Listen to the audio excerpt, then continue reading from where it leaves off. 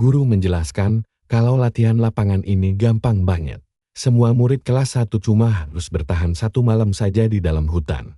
Monster level rendah dilepas di sekitar area, dan setiap ketua tim punya kertas ajaib untuk mengaktifkan pelindung darurat. Tapi ada satu aturan yang bikin merinding. Begitu mereka memakainya, seluruh anggota tim bahkan langsung didepak dari kelas utama. Awalnya semua mengira ini gampang. Bahkan Levin si bangsawan sombong bergaya sok pahlawan yang bisa melindungi siapa saja. Tapi pas mereka jalan makin dalam, karakter utama kita mencium ada yang aneh.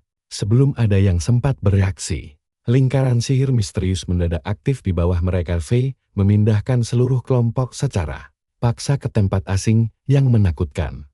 Tempat itu kuburan kelima, area mau buat murid senior. Disinilah insting Oscar bekerja. Dia yakin ini jebakan dan menyuruh mereka memakai kertas darurat. Tapi si bodoh Levin malah merobek kertas itu demi pamer kekuatan. Awalnya mereka memang berhasil menghalau monster dengan kerja sama tim bangsawan yang mereka banggakan. Levin sibuk membuat pelindung, yang lain menembakkan sihir.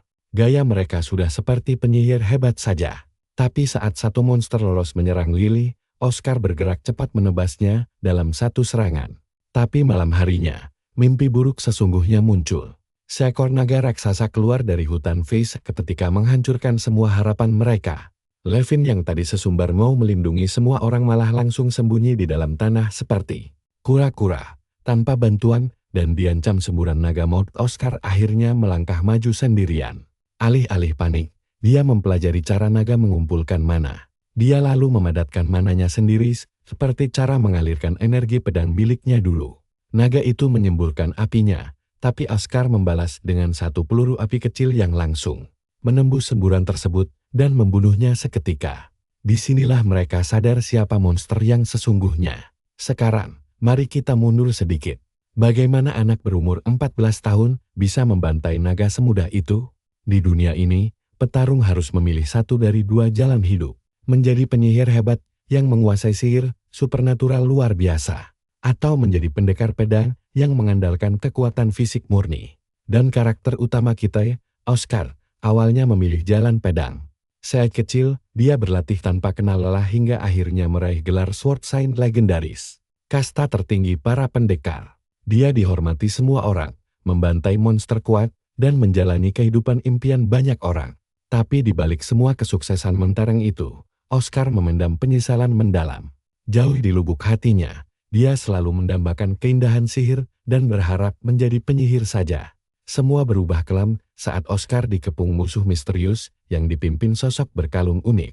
Bahkan pendekar sekuat dia pun kewalahan karena para penyerang sudah merencanakan jebakan ini dengan sangat matang. Di tengah kepungan musuh, muridnya yang tidak bersalah malah terseret kekacauan. Memaksa Oscar mengabaikan keselamatannya demi melindungi sang murid. Di akhir hayatnya, penyesalan terbesarnya pun terasa semakin nyata. Dia menyadari meski menguasai pedang sepenuhnya, dia sama sekali tidak paham soal sihir. Dan kelemahan fatal itulah yang merenggut nyawa serta segalanya dari dirinya. Tapi takdir memberinya kesempatan kedua karena bukannya mati selamanya. Oscar justru terbangun kembali di tubuh masa mudanya dengan ingatan masa depan yang masih utuh. Oscar kebingungan melihat sekelilingnya, heran kenapa dia masih hidup. Sampai akhirnya tersadar dia kembali ke desanya dulu. Di depannya ada dua surat undangan masuk ke dua akademi pilihan berbeda. Rupanya, di usia 15 tahun, setiap pemuda menerima surat undangan dari Akademi Sihir dan Akademi Pedang sekaligus. Setelah menentukan pilihan, calon murid cukup membawa surat itu ke akademi tujuan untuk langsung mendaftar masuk. Melihat surat-surat itu di tangannya ditambah pemandangan desa yang sangat akrab, barulah dia benar-benar sadar kalau dirinya memang sudah melompat kembali ke masa lalu. Saat itu dia berumur 14 tahun dan belum memilih jalan hidup sebagai pendekar. Tiba-tiba, aura mengerikan muncul di belakangnya. Bertanya apa yang sedang dia lakukan sendirian di sana. Oscar berbalik dengan kaget dan mendapati kalau sosok itu adalah ayahnya sendiri, Brian. Hal ini pun langsung memperkuat bukti kalau dia memang sudah kembali ke masa lalunya. Brian langsung memarahinya, menuduh Oscar belakangan ini makin sombong karena sering membolos latihan pedang. Padahal ayahnya tidak tahu kalau Oscar tidak berniat begitu. Saat itu, Dia sebenarnya cuma sedang bimbang apakah harus jujur soal ketertarikannya pada sihir. Kepada sang ayah, Brian sendiri adalah Swordmaster tangguh dengan banyak murid di bawahnya. Gelar yang berada tepat di bawah Sword Sign itu menunjukkan kalau kemampuan berpedang sang ayah memang tidak main-main. Sebagai pendekar pedang yang sangat dihormati, wajar saja kalau semua orang berharap putranya bakal menapaki jalan yang sama. Ayahnya pun selalu memuji bakat berpedang Oscar yang memang tumbuh luar biasa pesat. Suatu hari, Oscar kecil berlari pulang dengan gembira untuk memamerkan keindahan sihir yang baru saja dilihatnya pada sang ayah. Tapi justru di momen itulah semuanya berubah bagi Oscar. Brian mencengkeramnya erat dan menegaskan kalau sihir cuma mainan buat orang lemah. Dan Oscar harus tetap fokus menjadi pengguna pedang sejati. Sejak hari itu, Oscar terus mengayunkan pedangnya agar tidak dibuang oleh sang ayah. Meski dalam hati dia sangat ingin mempelajari sihir. Tapi karena pada akhirnya di kehidupan pertama dia malah tewas di tangan penyihir. Kali ini dia bertekad bulat untuk memilih jalan yang benar-benar dia inginkan. Brian menanyakan lagi dengan nada dingin kenapa putranya membolos latihan pedang. Namun di luar dugaan, Oscar menjawab pelan kalau dirinya sudah menghabiskan seumur hidupnya untuk menempa pedang tersebut.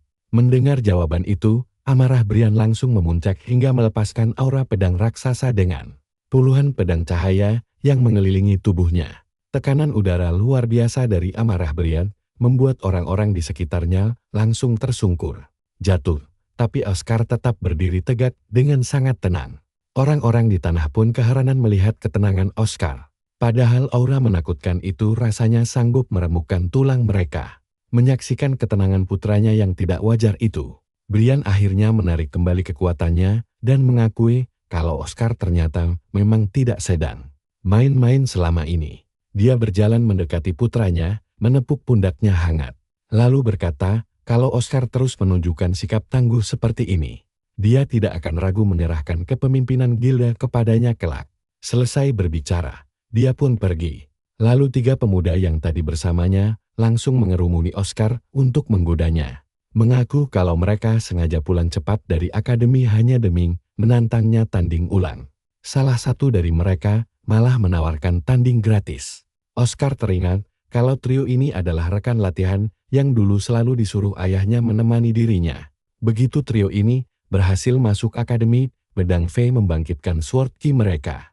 Mereka langsung sok mengajari Oscar demi melampiaskan rasa iri dari masa lalu. Dan sekarang mereka berniat mengulangi kebiasaan buruk itu lagi. Oscar meraih sebuah pedang kayu dan si lawan dengan penuh semangat menyuruhnya segera mengambil posisi bertarung. Masalahnya, perbedaan kekuatan antara pengguna Sword Ki dan orang biasa itu terlampau jauh untuk ditutupi sekadar teknik belaka. Tapi di luar dugaan, Oscar mendadak berbalik memunggungi mereka. Dia melangkah perlahan menuju danau, berterima kasih pada pedang itu atas semua kenangan mereka. Lalu tanpa ragu melemparnya jauh ke tengah danau. Saat pedang kayunya tenggelam perlahan ke dasar danau, ketiga pemuda itu langsung tertawa terpingkal-pingkal. Mengira kalau Oscar cuma ketakutan dan berniat kabur dari tantangan mereka. Makanya dia sengaja membuang senjata satu-satunya itu. Pemuda yang tadi menantangnya bahkan tetap berlari menyerang sambil meneriakinya sebagai bagi nama baik seluruh pendekar pedang di dunia. Oscar berbalik dengan senyuman lebar di wajahnya, menegaskan kalau dia tidak akan pernah menyentuh pedang lagi karena sudah memantapkan hati menjadi penyihir. Tapi pemuda itu tidak peduli. V berteriak tidak akan menahan diri meski lawannya tidak membawa senjata apapun. Dia menebas kuat, tapi Oscar mudah membaca gerakannya. Meski pemuda itu memakai Sword Ki untuk meningkatkan kecepatan tubuhnya, pergerakannya masih terlalu lambat bagi Oscar. Oscar dengan santai menghindari tebasan pertama sambil berniat memberi bocah itu sedikit pelajaran gratis. Dia menasihatinya agar menganggap pedang sebagai bagian dari tubuh sendiri, bukan sekadar alat biasa yang malah membuat lawannya semakin murka. Si lawan teriak kesal ke Oscar agar tidak menceramahinya, lalu mengayunkan pedang secara liar. Tapi Oscar dengan santai menghindari semuanya tanpa mengangkat tangan. Oscar sadar kalau dia malah memperlakukan bocah ini seperti murid di kehidupan lalunya. Si musuh yang frustrasi pun berteriak marah karena serangannya tidak ada yang kena. Malas memperpanjang, Oscar langsung mendorong dahi si bocah sampai dia jatuh terduduk dengan sangat mengenaskan. Oscar mengakhiri duel dengan mendaratkan satu pukulan ke kepala lawan sampai pingsan. Si lawan bahkan tidak bisa berdiri dan harus digotong oleh saudara-saudaranya. Setelah mereka pergi, Oscar menatap pedang yang tertancap di tanah dan teringat bagaimana ayahnya dulu memaksa dia membangkitkan kunci pedang di masa lalu. Oscar pun paham kalau dia harus menguasai sihir dulu agar nasib buruk itu tidak terulang. Oscar lalu pergi ke hutan yang sangat sepi agar tidak ada yang melihatnya. Dia duduk di atas batu besar sambil mengingat kembali cara menggunakan sihir yang pernah dia tanyakan pada penyihir bernama Lily. Dia tahu kalau pendekar pedang melatih energi dalam tubuh untuk memperkuat diri. Tapi dia selalu penasaran bagaimana para penyihir memanipulasi kekuatan mereka. Saat itu Lily sempat berpikir sejenak, lalu memberikan analogi sederhana dengan mengambil tiko air untuk menyiram bunga, menjelaskan kalau sihir itu mirip seperti memberi nutrisi pada tanaman. Lily juga menambahkan kalau mana itu sebenarnya tidak terlihat oleh mata biasa. Namun energi alami ini mengalir bebas di udara. Dengan mengalirkan mana lewat sirkuit tubuh, lalu memasukkannya ke formula sihir. Sebuah mantra pun tercipta. Dulu Lily menjelaskannya dengan sangat antusias. Dan sekarang Oscar duduk di batu untuk mempraktikkan semua teori berharga itu. Karena mana disebut mirip seperti udara yang ada di mana-mana. Oscar yakin dia hanya perlu merasakan keberadaan energi tersebut. Setelah berhasil merasakannya, dia tinggal menarik mana itu ke sirkuitnya. Sebagai pendekar pedang yang terbiasa lolos dari maut, meski sekarang dia bukan master pedang lagi, sisa-sisa indera tajam dari kehidupan lalunya masih melekat kuat. Bermodalkan insting tajam itu, Oscar sangat yakin bisa mendeteksi aliran mana yang tidak terlihat. Dan setelah dia mulai fokus, dia akhirnya bisa melihat mana berbentuk untayan benang ungu yang indah di sekelilingnya. Oscar langsung kegirangan setengah mati karena sekarang dia hanya tinggal mengalirkan semua energi itu ke dalam tubuh. Tapi tunggu dulu, disinilah lucunya, karena dia baru sadar kalau dia sama sekali tidak tahu cara memasukkan mana itu. Dulu lupa nanya. Dia langsung melompat dari batu dan menyadari ada sesuatu yang sangat aneh di kejauhan karena melihat tumpukan mana yang sangat pekat. Begitu Oscar melangkah ke area gelap tersebut, dia heran karena tidak menemukan satupun makhluk hidup. Mendadak sebuah benda raksasa mendarat di depannya hingga membuat debu beterbangan, memunculkan sesosok golem mengerikan. Oscar panik, kenapa tiba-tiba ada golem di sana? Detik berikutnya, penyihir berambut merah muncul dari atas. Dengan anggun, dia mendarat di bahu golem sambil bertanya apa urusan Oscar di bengkel kerjanya. Suasana langsung menegang saat mata golem menyala merah tanda siap bertempur. Dan si penyihir menuduh Oscar ingin mencuri hasil risetnya. Dia memperingatkan Oscar untuk menjawab dengan sangat hati-hati karena taruhannya adalah nyawa cowok itu sendiri.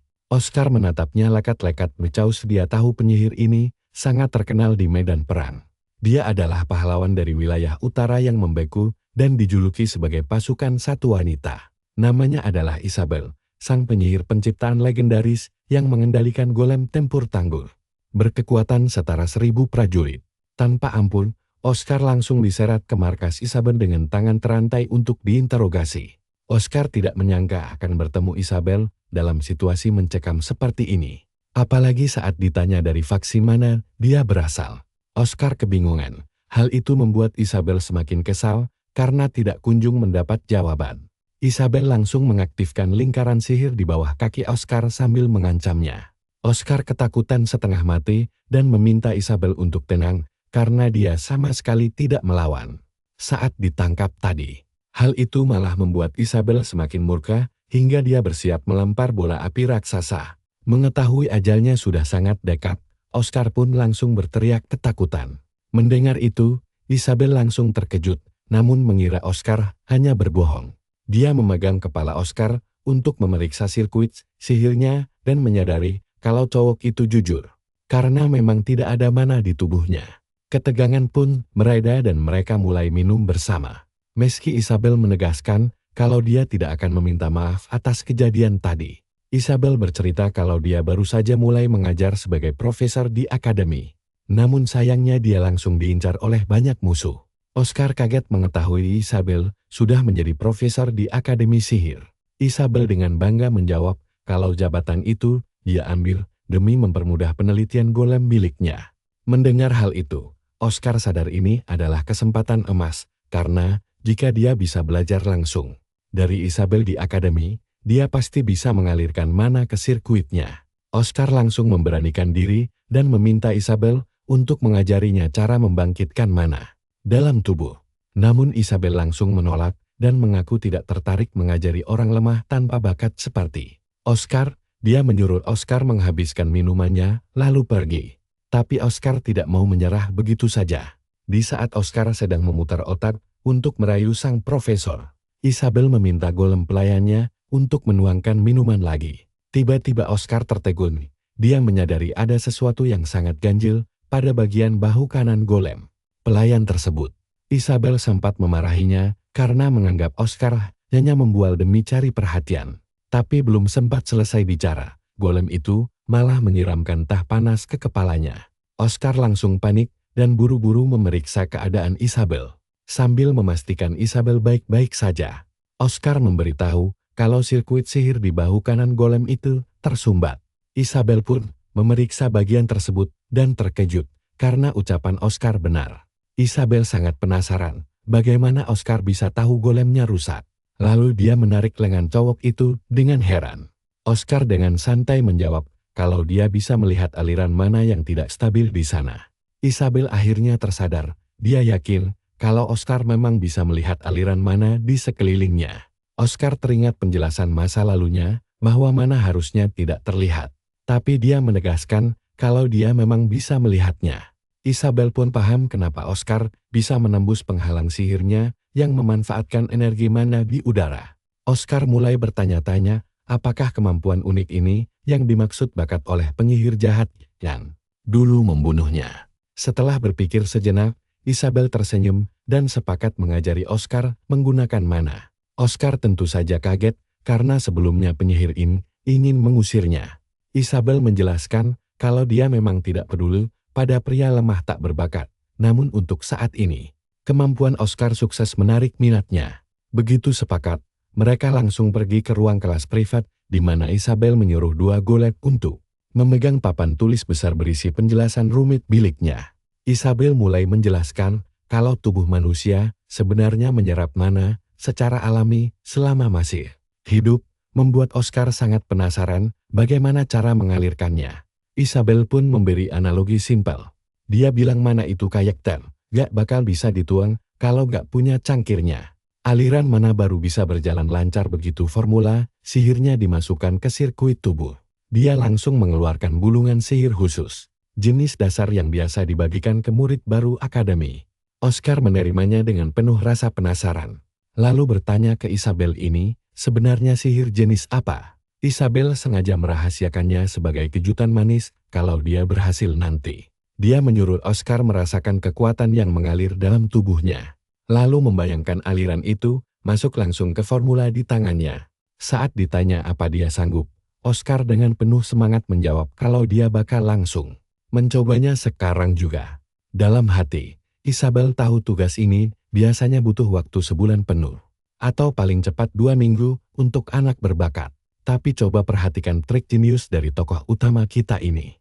Oscar langsung meletakkan bulungan itu dan mulai fokus merasakan energi yang mengalir deras di tubuhnya. Baginya, sensasi ini mirip sekali saat mengasah aura pedang. Jadi dia tinggal memfokuskan pikirannya ke dalam. Oscar memejamkan mata, membiarkan energi mana mengalir lancar melintasi tubuhnya hingga menyentuh formula sihir itu. Benar saja, mana itu langsung membakar formula sihir di gulungan, memancarkan cahaya yang sangat terang. Pada dasarnya, menguasai mana itu bagaikan belajar berjalan dengan kaki baru. Hal yang tidak bisa dikuasai instan sejak lahir. Seseorang harus jatuh berkali-kali tanpa terhitung jumlahnya, dan baru bisa berdiri dengan tegak setelah benar-benar memahami cara menggerakkan seluruh anggota badannya sendiri. Melihat Oscar menyelesaikan tes itu dalam hitungan menit, Isabel langsung mematung karena syok berat. Konon, para penyihir tingkat atas sekalipun butuh waktu untuk belajar. Tapi dia sama sekali tidak menyangka Oscar bisa menguasainya dalam sekali coba. Dia sempat curiga, apakah Oscar bisa melihat mana langsung dari udara sekitar. Tapi dugaan itu segera ditepisnya karena alasan tersebut masih belum cukup menjelaskan keajaiban barusan. Meski begitu, dia harus menerima kenyataan pahit kalau anak di depannya ini adalah monster jenius. Yang kelewat batas, Isabel langsung menghampirinya, menepuk pundaknya gemas. Lalu memuji keberhasilannya mengaktifkan formula sihir pada percobaan pertama. Mendadak, antusiasme Oscar langsung mendingin. Lalu dia bilang ke Isabel kalau hasilnya barusan masih kurang memuaskan. Isabel kebingungan, tapi Oscar menegaskan kalau sihir yang barusan dia rapalkan itu kurang indah. Dia teringat sihir memukau yang pernah dilihatnya saat masih kecil dulu. Lalu membandingkan betapa indahnya kenangan itu daripada hasil berantakan yang baru saja dia buat. Sembari menunjuk formula itu, dia bilang ada yang salah dan rasanya sangat tidak pas. Persis seperti pundak golem yang rusak waktu itu. Dia pun menoleh untuk meminta pendapat Isabel, namun sang penyihir malah terdiam saking syoknya. Oscar kemudian menyadari satu kebenaran sederhana. Dia tidak ingin sekadar menjadi seorang penyihir biasa, melainkan penyihir hebat yang mampu merapalkan sihir dengan sangat sempurna dan estetis. Matanya berbinar penuh semangat saat mengatakannya. Membuat Isabel menyahut kalau dia harusnya menulis ulang saja formula sihir itu kalau memang merasa ada bagian yang janggal. Oscar langsung bergegas mendekatinya dan bertanya bagaimana cara menggambar formula sihir. Beberapa waktu kemudian, Brian sedang berjalan di rumahnya lalu terkejut melihat rekan-rekan Oscar terkapar lemas tanpa daya, hingga dia pun mendekat untuk bertanya. Ketiganya panik setengah mati dan mencoba mengalihkan pembicaraan. Namun Brian tetap menuntut penjelasan tentang apa yang sebenarnya terjadi. Mereka akhirnya mengaku kalau Oscar berhasil mengalahkan mereka bertiga dengan sangat mudah. Brian sempat tidak percaya mendengarnya. Lalu pergi sambil menyuruh mereka segera mengobati luka agar tidak mengacaukan jadwal esok hari. Tanpa sepengetahuan mereka, Brian diam-diam tersenyum bangga karena merasa ini adalah momen yang tepat untuk mewariskan kunci pedang kepada putranya. Sementara itu, Oscar yang sedang giat belajar di bawah bimbingan Isabel merasa sangat takjub. Dengan begitu banyaknya ilmu pengetahuan yang harus dia kuasai demi bisa memakai sihir dengan benar. Isabel pun memuji bakatnya dan menawarkan diri untuk meminjamkan koleksi buku lainnya secara gratis. Mendengar itu, Oscar girang bukan main dan memastikan kembali apakah dia serius, yang langsung diiyakan oleh Isabel. Dia bahkan menyombongkan diri kalau semua pengetahuannya ada di sana. Jadi silakan ambil sebanyak yang dia mau. Tapi dia langsung menyesal setengah mati setelah melihat OSCR tanpa ragu membabat habis hampir semua buku yang bisa dijangkau tangannya. Isabel mencoba protes, namun Oscar mengingatkan kembali ucapan manisnya barusan yang memperbolehkannya mengambil apa saja. Sesaat kemudian, raut wajah Isabel berubah serius saat dia memberikan sebuah peringatan penting yang harus didengar pemuda itu. Dia memperingatkan bahwa karena kini sirkuit tubuhnya sudah dialiri mana dan dia resmi menjadi penyihir, Oscar harus sangat berhati-hati saat menggunakan kunci pedang nanti, atau nyawanya sendiri yang akan menjadi taruhannya. Di kehidupan masa lalunya, Oscar sempat pulang ke desa ketika ayahnya sedang terbaring lemah di ranjang akibat sakit parah menjelang ajal. Sang ayah memanggilnya mendekat lalu membisikkan pengakuan kalau dia sebenarnya punya bakat sihir yang luar biasa di detik-detik terakhir itu. Brian menyesali keputusannya yang telah memaksa sang anak membuang impian sihirnya demi pedang. Namun di kesempatan hidup kali ini, Oscar bertekad menemui ayahnya demi meminta tanda tangan persetujuan masuk Akademi Sihir. Malam harinya, Oscar pun mendatangi ruangan sang ayah sembari menggenggam erat surat sakral tersebut di tangannya. Begitu ditanya ada keperluan apa, Oscar langsung menyatakan niatnya untuk meminta tanda tangan persetujuan pada formulir pendaftaran miliknya. Brian menerima kertas itu sambil mengira itu adalah pendaftaran Akademi Pedang. Namun dia malah mendapati formulir Akademi Sihir. Sambil tersenyum tipis, Oscar menegaskan kalau dia tidak akan bisa masuk ke sana tanpa tanda tangan ayahnya. Brian langsung memegang kepalanya frustrasi, mempertanyakan mengapa putranya malah memilih jalur sihir padahal dia terlahir sebagai anak dari seorang master pedang. Oscar lalu mengingatkan ayahnya tentang impian masa kecilnya yang sangat ingin memakai sihir tanpa ampun, Brian langsung melempar surat itu ke lantai. V membentaknya kalau keinginan konyol tersebut hanyalah omong kosong ke anak-anak lain. Brian melangkah maju dan menyentuh putranya untuk menyuntikkan kunci pedang secara paksa. Namun energinya justru terpental oleh aliran mana kuat di tubuh Oscar. Brian langsung berteriak syok dan menanyakan apakah dia sudah benar-benar menguasai mana. Yang dijawab santai oleh Oscar bahwa ini adalah satu-satunya jalan agar sang ayah mau mendengarkannya. Mendengar itu, Brian langsung naik pitam dan menyinggung soal kabar kekalahan telak putra-putranya yang lain di tangan Oscar. Brian mengakui kalau putranya itu punya bakat bertarung yang luar biasa karena bisa menumbangkan seorang ahli pedang tanpa bantuan kunci pedang sedikit pun. Oscar membenarkan hal itu, namun Brian langsung membantah keras. V menganggap putranya masih terlalu buta sambil berteriak frustrasi. Brian menegaskan bahwa masa depan dan kesuksesannya sudah pasti terjamin asalkan dia tetap setia pada jalan pedang. Oscar mengakui kebenaran ucapan ayahnya, namun menambahkan kalau kesuksesan belum tentu bisa menjamin kebahagiaan hidupnya. Mendengar jawaban pembangkang itu, Brian langsung memegangi kepalanya dan benar-benar kehilangan sisa kesabarannya. Dia merasa jika bertindak cepat sekarang, kesalahan fatal ini masih bisa diperbaiki. Nah loh, bapaknya mulai dinamuk demi meluruskan jalan anaknya yang tersesat. Dia menegaskan tidak akan tinggal diam dan bersiap memberi pelajaran visi agar putranya itu sadar. Brian langsung menghunus pedangnya sambil berkata bahwa mungkin Oscar belum paham niat baiknya sekarang, namun dia sangat yakin suatu hari nanti sang anak pasti akan berterima kasih kepadanya. Oscar hanya bisa bergumam lirih karena dia tahu betul hari terima kasih itu tidak pernah ada. Dan keputusannya mendalami pedang justru berujung pada kematian tragisnya. Brian menyuruhnya segera mengambil pedang. Namun Oscar justru menarik napas dalam-dalam lalu melemparkan surat pendaftaran Akademi Pedang langsung ke kobaran api sambil menegaskan statusnya sebagai penyihir. Dia menantang ayahnya secara terang-terangan karena penasaran apa pukulan keras sang ayah bisa meluluhkan tekad sihirnya. Kesal karena dianggap remeh, Brian memutuskan memberi pelajaran karena mengira putranya itu menjadi kelewat sombong hanya karena berhasil menahan pancaran energi kunci pedangnya tadi. Brian melesat cepat dan melancarkan tebasan mematikan. Namun Oscar berhasil menghindar dengan mulus hingga membuat ayahnya shock. Intinya, Oscar bisa membaca setiap gerakan pedang ayahnya dengan sangat jelas berkat pengalaman masa lalunya.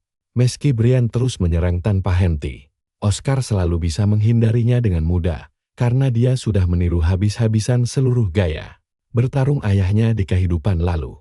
Karena itulah membaca serangan ayahnya terasa sangat mudah. Sesaat kemudian, Brian menghentikan gempurannya sejenak. V mengakui kalau ucapan sombong sang anak memang bukan bualan belaka. Brian mengakui Oscar menghindar dengan hebat tanpa memperkuat tubuhnya pakai sword chi. Dia sangat yakin tidak ada satupun orang di guild yang bisa meniru trik gila itu. Brian pun bilang kalau bakat pedang anaknya luar biasa besar. Makanya, dia berani mempertaruhkan segalanya agar Oscar mau memilih jalan hidup sebagai pendekar pedang sejati. Aura Brian mulai meluap untuk menunjukkan keseriusannya. Dia langsung mendesak Oscar menerima sword chi saat itu juga. Tapi Oscar balik menyindir bukankah ayah sendiri yang bilang mau menghajar keinginan sihirnya. Sampai hilang, sambil tersenyum, Oscar bertanya apakah ayahnya memintanya menyerah hanya karena tidak bisa mengenainya. Ucapan santai ini jelas langsung memancing emosi Brian. Oscar menegaskan bahwa jika bakat adalah segalanya bagi sang ayah, dia juga punya prinsip yang tidak bisa dikorbankan. Dia lalu mengeluarkan tongkat sihirnya, membuat ayahnya mendengus geli bertanya, "Apa kau mau bertarung pakai mainan itu?" Dengan bangga, Oscar menjawab kalau benda itu adalah tongkat sihirnya, meski baru tingkat pemula. Walaupun dia belum mengerti cara memakai sihir, dia yakin sang ayah juga sama sekali tidak paham tentang hal ini. Nah, disinilah taktik gilanya dimulai karena dia sendiri tidak tahu apa yang dilakukannya. Ayahnya pasti tidak bisa menebak gerakannya. Brian melesat cepat ke arah anaknya demi mendapatkan celah di belakang punggungnya. Tapi sebelum tebasan pedang mendarat, Oscar bergerak sigap untuk menghindar. Saat pertahanan ayahnya terbuka lebar, Oscar langsung menodongkan tongkat ke wajahnya dan bersiap merapalkan sihir pertama yang pernah dia saksikan dalam mimpinya. Sihir itu hanyalah sebuah percikan cahaya kecil. Tapi berkat keinginan kuatnya yang membara, dia berhasil mewujudkannya secara nyata. Kilatan cahaya menyilaukan meledak tepat di depan mata Brian hingga membuatnya terpejam. Memanfaatkan momen emas ini, Oscar langsung melesat cepat ke belakang punggung sang ayah. Brian bereaksi menggunakan instingnya, mengira kalau serangan tadi hanyalah pengalih perhatian. Tapi terlambat, Oscar sudah berada di belakangnya dan berhasil menebas pedang ayahnya hingga terlempar jatuh ke tanah. Sambil menahan kesal, Brian bertanya, apakah mencuri pedangnya adalah rencana awal Oscar. Oscar hanya tersenyum dan mengingatkan kalau menyembunyikan niat asli di balik serangan tipuan adalah taktik yang diajarkan ayahnya sendiri. Brian berkata dia bisa menjamin bakat pedang Oscar, tapi siapa yang akan menjamin bakat sihirnya? Oscar menjawab tenang bahwa dia hanya ingin melangkah dan menunjukkan jalan hidup yang dia inginkan. Oscar balik bertanya, apakah dulu ayah menjadi pendekar pedang karena ada orang yang menjamin bakat ayah? Pertanyaan menohok ini benar-benar menusuk perasaan Brian. Seketika, ingatan Brian melayang ke masa lalu saat OSCR masih berada di dalam kandungan sang ibu. Dulu Brian bersemangat ingin membesarkan putranya sebagai ahli pedang hebat. Namun istrinya mengingatkan kalau Brian memilih pedang hanya karena merasa itu terlihat keren. Sang istri menegaskan bahwa mereka tidak berhak menentukan takdir masa depan anak mereka, karena Oscar yang harus memilih jalannya sendiri. Begitu kenangan itu lewat, Brian tersenyum tipis. Dia jujur mengakui kalau selama ini, dia sangat mendambakan Oscar bisa tumbuh menjadi seorang suci pedang yang legendaris. Brian berjalan mendekati kertas pendaftaran Akademi Sihir yang sempat terjatuh. Oscar sempat panik mengira ayahnya akan merobeknya. Tapi Brian justru mengejutkannya dengan langsung menandatangani dokumen pendaftaran tersebut. Sementara itu di akademi, para profesor An berkumpul membahas angkatan baru yang dinilai luar biasa. Di antara mereka, ada satu profesor aneh berkalung leontin unik yang mirip milik pembunuh. Oscar dulu ikut mengakui kehebatan murid-murid baru tahun ini. Di saat yang sama, Oscar fokus belajar sihir dengan sangat keras di rumahnya. 6 bulan berlalu. Hari keberangkatan Oscar ke akademi akhirnya tiba. Sang ayah mengantarnya di depan rumah, mengingatkan kalau di luar sana pasti banyak saingan berat yang telah mengasah bakat sihir mereka. Sejak lama, Brian merasa tidak punya hak untuk menceramahi. Tapi dia meminta agar Oscar tidak pernah goyah dari jalan yang telah dipilihnya sendiri. Sambil tersenyum, Oscar menenangkan ayahnya kalau dia bakal baik-baik saja. Karena tidak ada yang lebih menyeramkan dibanding ayahnya sendiri. Brian pun tersenyum lega mendengar itu. Setelah momen hangat usai, Oscar langsung berbalik pergi. Dan akhirnya, impiannya terwujud. Begitu sampai di Akademi Sihir Imperial Kie, dia dibuat melongo, dan jujur saja, kita pun pasti ikut takjub melihat semua keajaiban di sana. Ada banyak murid terbang memakai sapu sihir, hingga boneka miniatur yang berjalan sambil memainkan alat musik. Oscar benar-benar takjub karena suasananya sangat berbeda jauh dari sekolah pedangnya dulu. Dia mendekati boneka itu, penasaran bagaimana formula sihir menggerakkannya walau bentuknya terlihat mirip seperti golem. Di tengah rasa herannya, tiba-tiba Isabel muncul di belakangnya dan memperingatkan kalau dia bisa terlambat mendaftar jika terus-menerus berdiri memperhatikan boneka-boneka tersebut. Oscar melompat kegirangan melihat kedatangan gurunya. Isabel langsung menggoda, apakah dia bermalas-malasan selama berpisah. Dengan bangga, Oscar membalas kalau kemampuannya saat ini sudah jauh berkembang pesat dibanding 6 bulan lalu. Isabel tersenyum menantikan pembuktiannya. Dia menantang Oscar untuk menunjukkan kejutan luar biasa lainnya seperti yang pernah dia lakukan dulu. Isabel lalu menunjuk ke kejauhan, memberitahu kalau ujian seleksi kelas utama sedang diadakan di sana. Saat Oscar bingung, Isabel menjelaskan bahwa murid baru biasanya dibagi menjadi 2 kelas, berdasarkan kepemilikan mana. Namun, di atas kedua kelas biasa itu, ada satu kelas istimewa tempat berkumpulnya para genius berbakat, yaitu kelas utama. Menurut Isabel, ujian seleksi ini sebenarnya hanyalah sebuah metode penyaringan bakat terbaik saja. Tapi Isabel menyarankan Oscar untuk tidak usah ikut ujian itu. Ketika Oscar penasaran alasannya, Isabel menjelaskan kalau murid di kelas utama adalah monster elit yang dilatih sihir sejak masa balita. Bukannya ciut, Informasi itu justru membuat Oscar makin antusias karena dia berkesempatan mempelajari sihir tingkat tinggi di sana. Isabel hanya bisa memegangi kepalanya karena sadar melarang bocah nekat ini adalah hal yang sia-sia. Akhirnya dia membiarkan Oscar pergi melihat tempat ujian demi mengobati rasa penasarannya. Setibanya di sana, dia melihat peserta ujian sedang sibuk menembaki sekumpulan balon menggunakan sihir jarak jauhnya. Oscar pun paham kalau ujiannya berfokus pada ketepatan menembak sasaran. Tapi anehnya, dia merasa sedang diperhatikan oleh orang-orang sekitar. Mendadak, seorang bocah bangsawan berambut putih yang sangat anggun bernama Zazan Gilosis mendekat dan mencibir kalau rakyat jelata tidak pantas berada di tempat ujian elit ini. Zazan menyuruhnya pergi, tapi Oscar membantar dengan berkata semua murid berhak ikut. Zazan yang kesal langsung membentaknya karena berani membalas ucapan bangsawan. Disinilah Oscar akhirnya menyadari kebenaran kata-kata gurunya tentang kejamnya diskriminasi bagi non-bangsawan.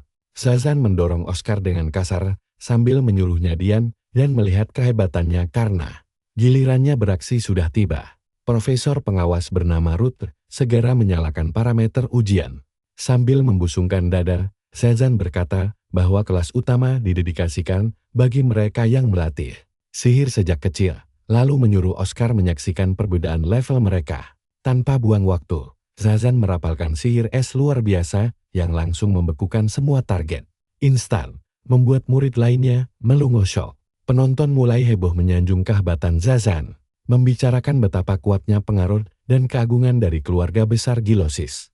Bahkan ada yang yakin Zazan belum mengeluarkan seluruh kemampuannya. Mendengar sorakan itu, Zazan berjalan pongah menghampiri Oscar dan mengejek kalau orang miskin tanpa sihir hebat sepertinya tidak diterima di sini.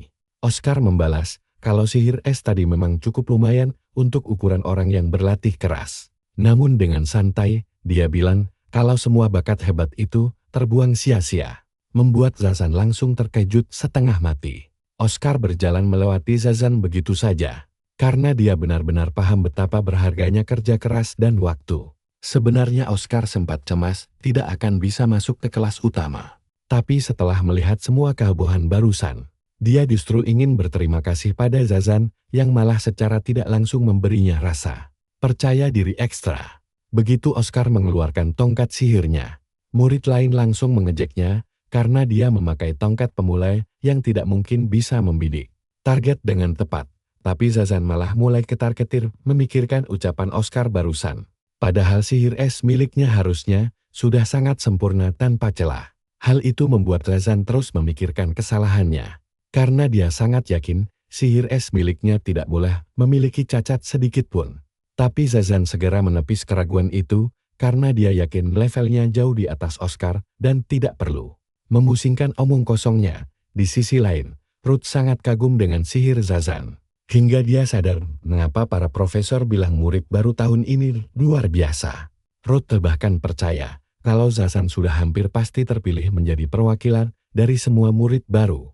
Saat itulah, Ruth menyadari kalau Oscar hanya diam saja tanpa melakukan apapun. Membuatnya penasaran. Sementara itu, para murid yang menonton sudah mulai mencemuhnya dan berteriak menyuruhnya untuk segera menyerah saja. Namun Ruth segera menyadari kalau Oscar sebenarnya sedang menunggu sesuatu, karena dia tidak mendeteksi adanya rasa cemas dari pemuda itu. Setelah selesai menganalisis semuanya dengan matang, barulah Oscar merapalkan sihir peluru api miliknya. Dan coba lihat ini, peluru api itu melesat sangat cepat dan langsung menebas semua target. Sekaligus dalam satu serangan saja, semua target langsung hancur berjatuhan ke tanah, hingga membuat Ruth shock karena serangan itu terlalu cepat untuk dilihat murid-murid lain. Mereka semua kebingungan, dan meski Oscar berhasil mengenai kelima sasaran, mereka enggan mengakuinya karena hanya melihat lubang super kecil pada target tersebut. Dasar pecundang. Mereka yakin dia pasti tidak akan lulus dengan cara curang begitu. Zazan pun berbalik pergi dengan kecewa karena dia mengira Oscar akan menunjukkan sihir yang luar biasa dahsyat. Oscar lalu bertanya pada Ruth, apakah dia gagal? Namun dengan yakin Ruth menjawab kalau dia jelas lulus karena semua target berhasil dihantamnya. Sungguh aneh, kenapa Oscar tidak membidik targetnya satu persatu saja? Padahal dia sangat mampu melakukannya. Ruth tidak mau mendengar kalau itu cuma kebetulan. Lalu Oscar menjelaskan bahwa sihir es milik Razan memang hebat. Tapi di saat bersamaan, dia merasa kalau membuang mana sebanyak itu adalah hal yang sia-sia saja. Tentu saja wanita itu sangat terkejut saat tahu Oscar menganggap aksi hebat Razan sebagai pemborosan mana yang tidak berguna. Itulah kenapa dia berpikir lebih baik menghemat penggunaan mana demi efisiensi bertarung. Dan penjelasan tak biasa ini langsung membuat Ruth tercengang. Akhirnya Ruth meminta maaf karena menahannya terlalu lama dan mempersilakan Oscar pergi. Saat Oscar melangkah pergi, Ruth dibuat sangat takjub karena anak itu memiliki kemampuan membaca pergerakan target dan keberanian luar biasa untuk menunggu momen paling tepat. Biasa saja, Ruth mengakui kalau sihir Oscar memang tidak mencolok. Tapi memiliki kendali mana setajam itu sama sekali bukanlah hal yang mudah. Di matanya, Oscar adalah sosok dengan bakat yang luar biasa jenius. Sementara itu, Oscar justru sedang mengagumi sihir milik Ruth karena wanita itu mampu menggerakkan banyak target secara mandiri. Mendadak Oscar merasakan ada seseorang yang mengawasinya, dan dengan nada tegas dia menuntut orang itu keluar. Tiba-tiba sebuah suara terdengar dari kegelapan, memuji kepekaan Oscar yang luar biasa tajam. Tepat setelah itu, seorang pria tua muncul di hadapannya dan memperkenalkan dirinya sebagai Balsamus, sang kepala sekolah akademi. Oscar langsung membungkuk memberi hormat dan meminta maaf atas kelancangannya karena tidak mengenali beliau. Namun Balsamus menenangkannya dan berkata itu bukan masalah besar. Karena dia sendiri yang sudah menguping pembicaraan mereka sejak tadi.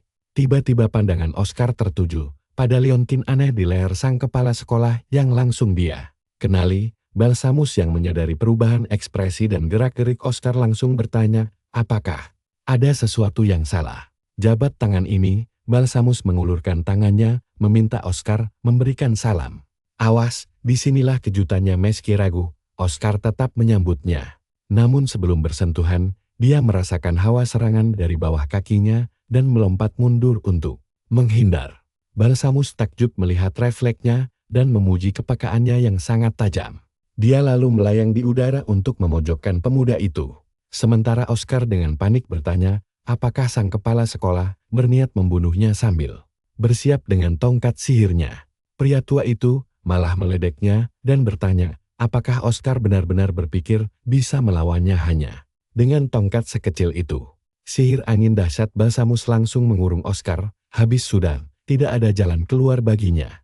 Tapi alih-alih panik mencari celah bebas, pemuda ini malah memutuskan untuk melakukan hal yang gila. Dia merapalkan sihir api dan langsung menerjang ke arah Balsamus.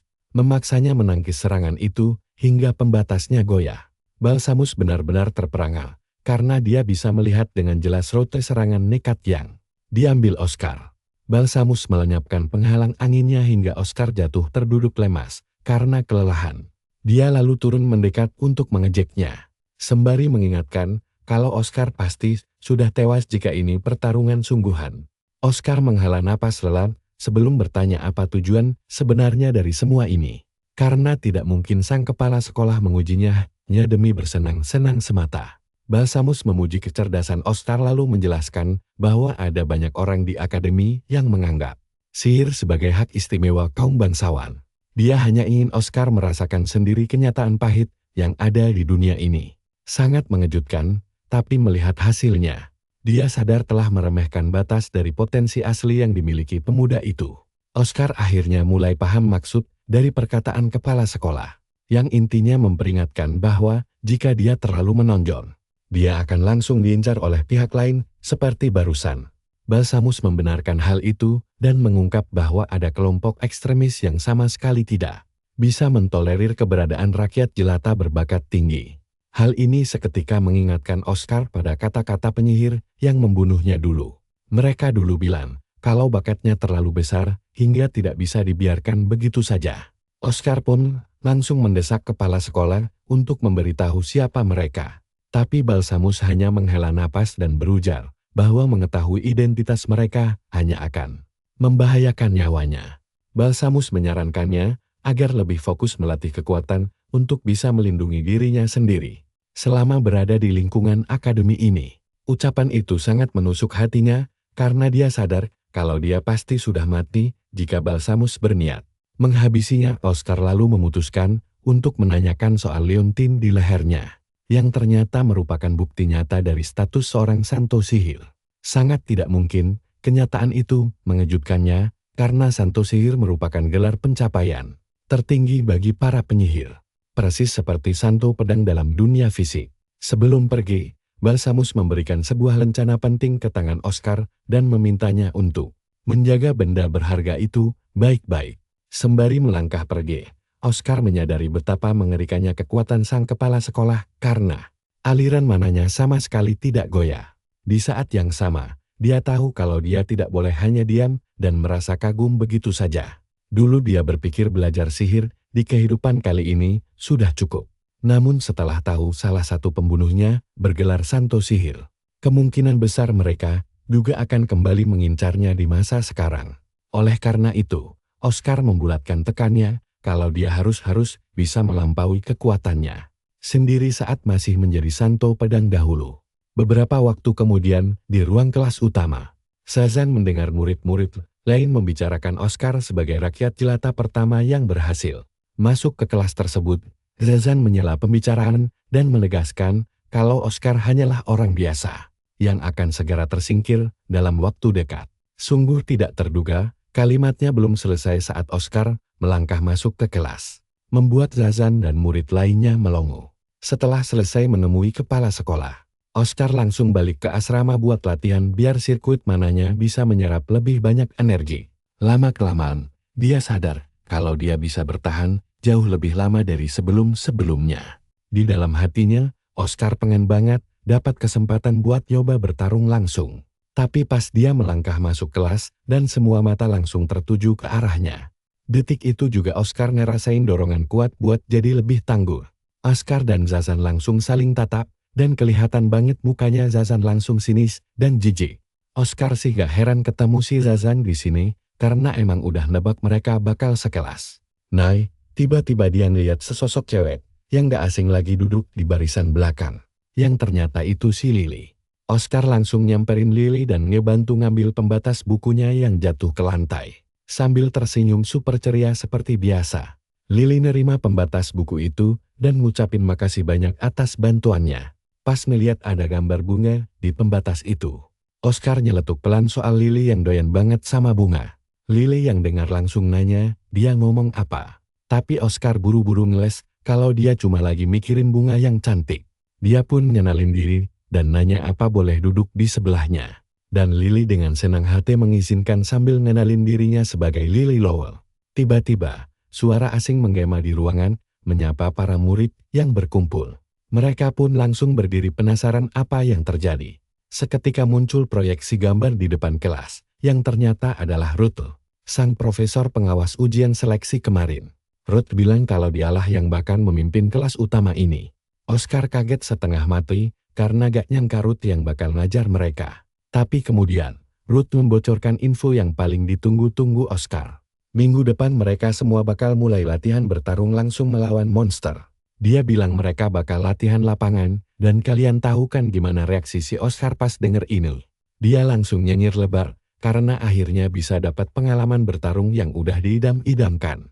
Sejak lama, Ruth lalu ngejelasin, demi menjaga keseimbangan kekuatan, mereka harus membentuk tim yang masing-masing beranggotakan 5 orang. Para murid mulai sibuk berspekulasi soal arti kekuatan tempur itu. Dan Ruth langsung memperjelas kalau parameternya diukur dari performa sirkuit mana mereka. Intinya sih, jumlah total kapasitas mana yang bisa ditampung tubuh mereka bakal diukur. Waktu ada murid yang nanya gimana cara mengukurnya, Ruth cuma senyum licik bilang kalau prosesnya udah selesai. Mendadak muncul bola cahaya melayang di atas kepala masing-masing murid. Dan Ruth ngejelasin kalau tingkat keterangan cahaya itu menunjukkan seberapa besar kapasitas mana mereka. Sebagian besar murid punya bola cahaya yang terang benderang. Bikin Ruth langsung tahu kalau ada banyak bibit unggul tingkat tinggi di kelas ini. Tapi pas dia ngecek bola mana punya Oscar, cahayanya redup banget dibanding yang lain.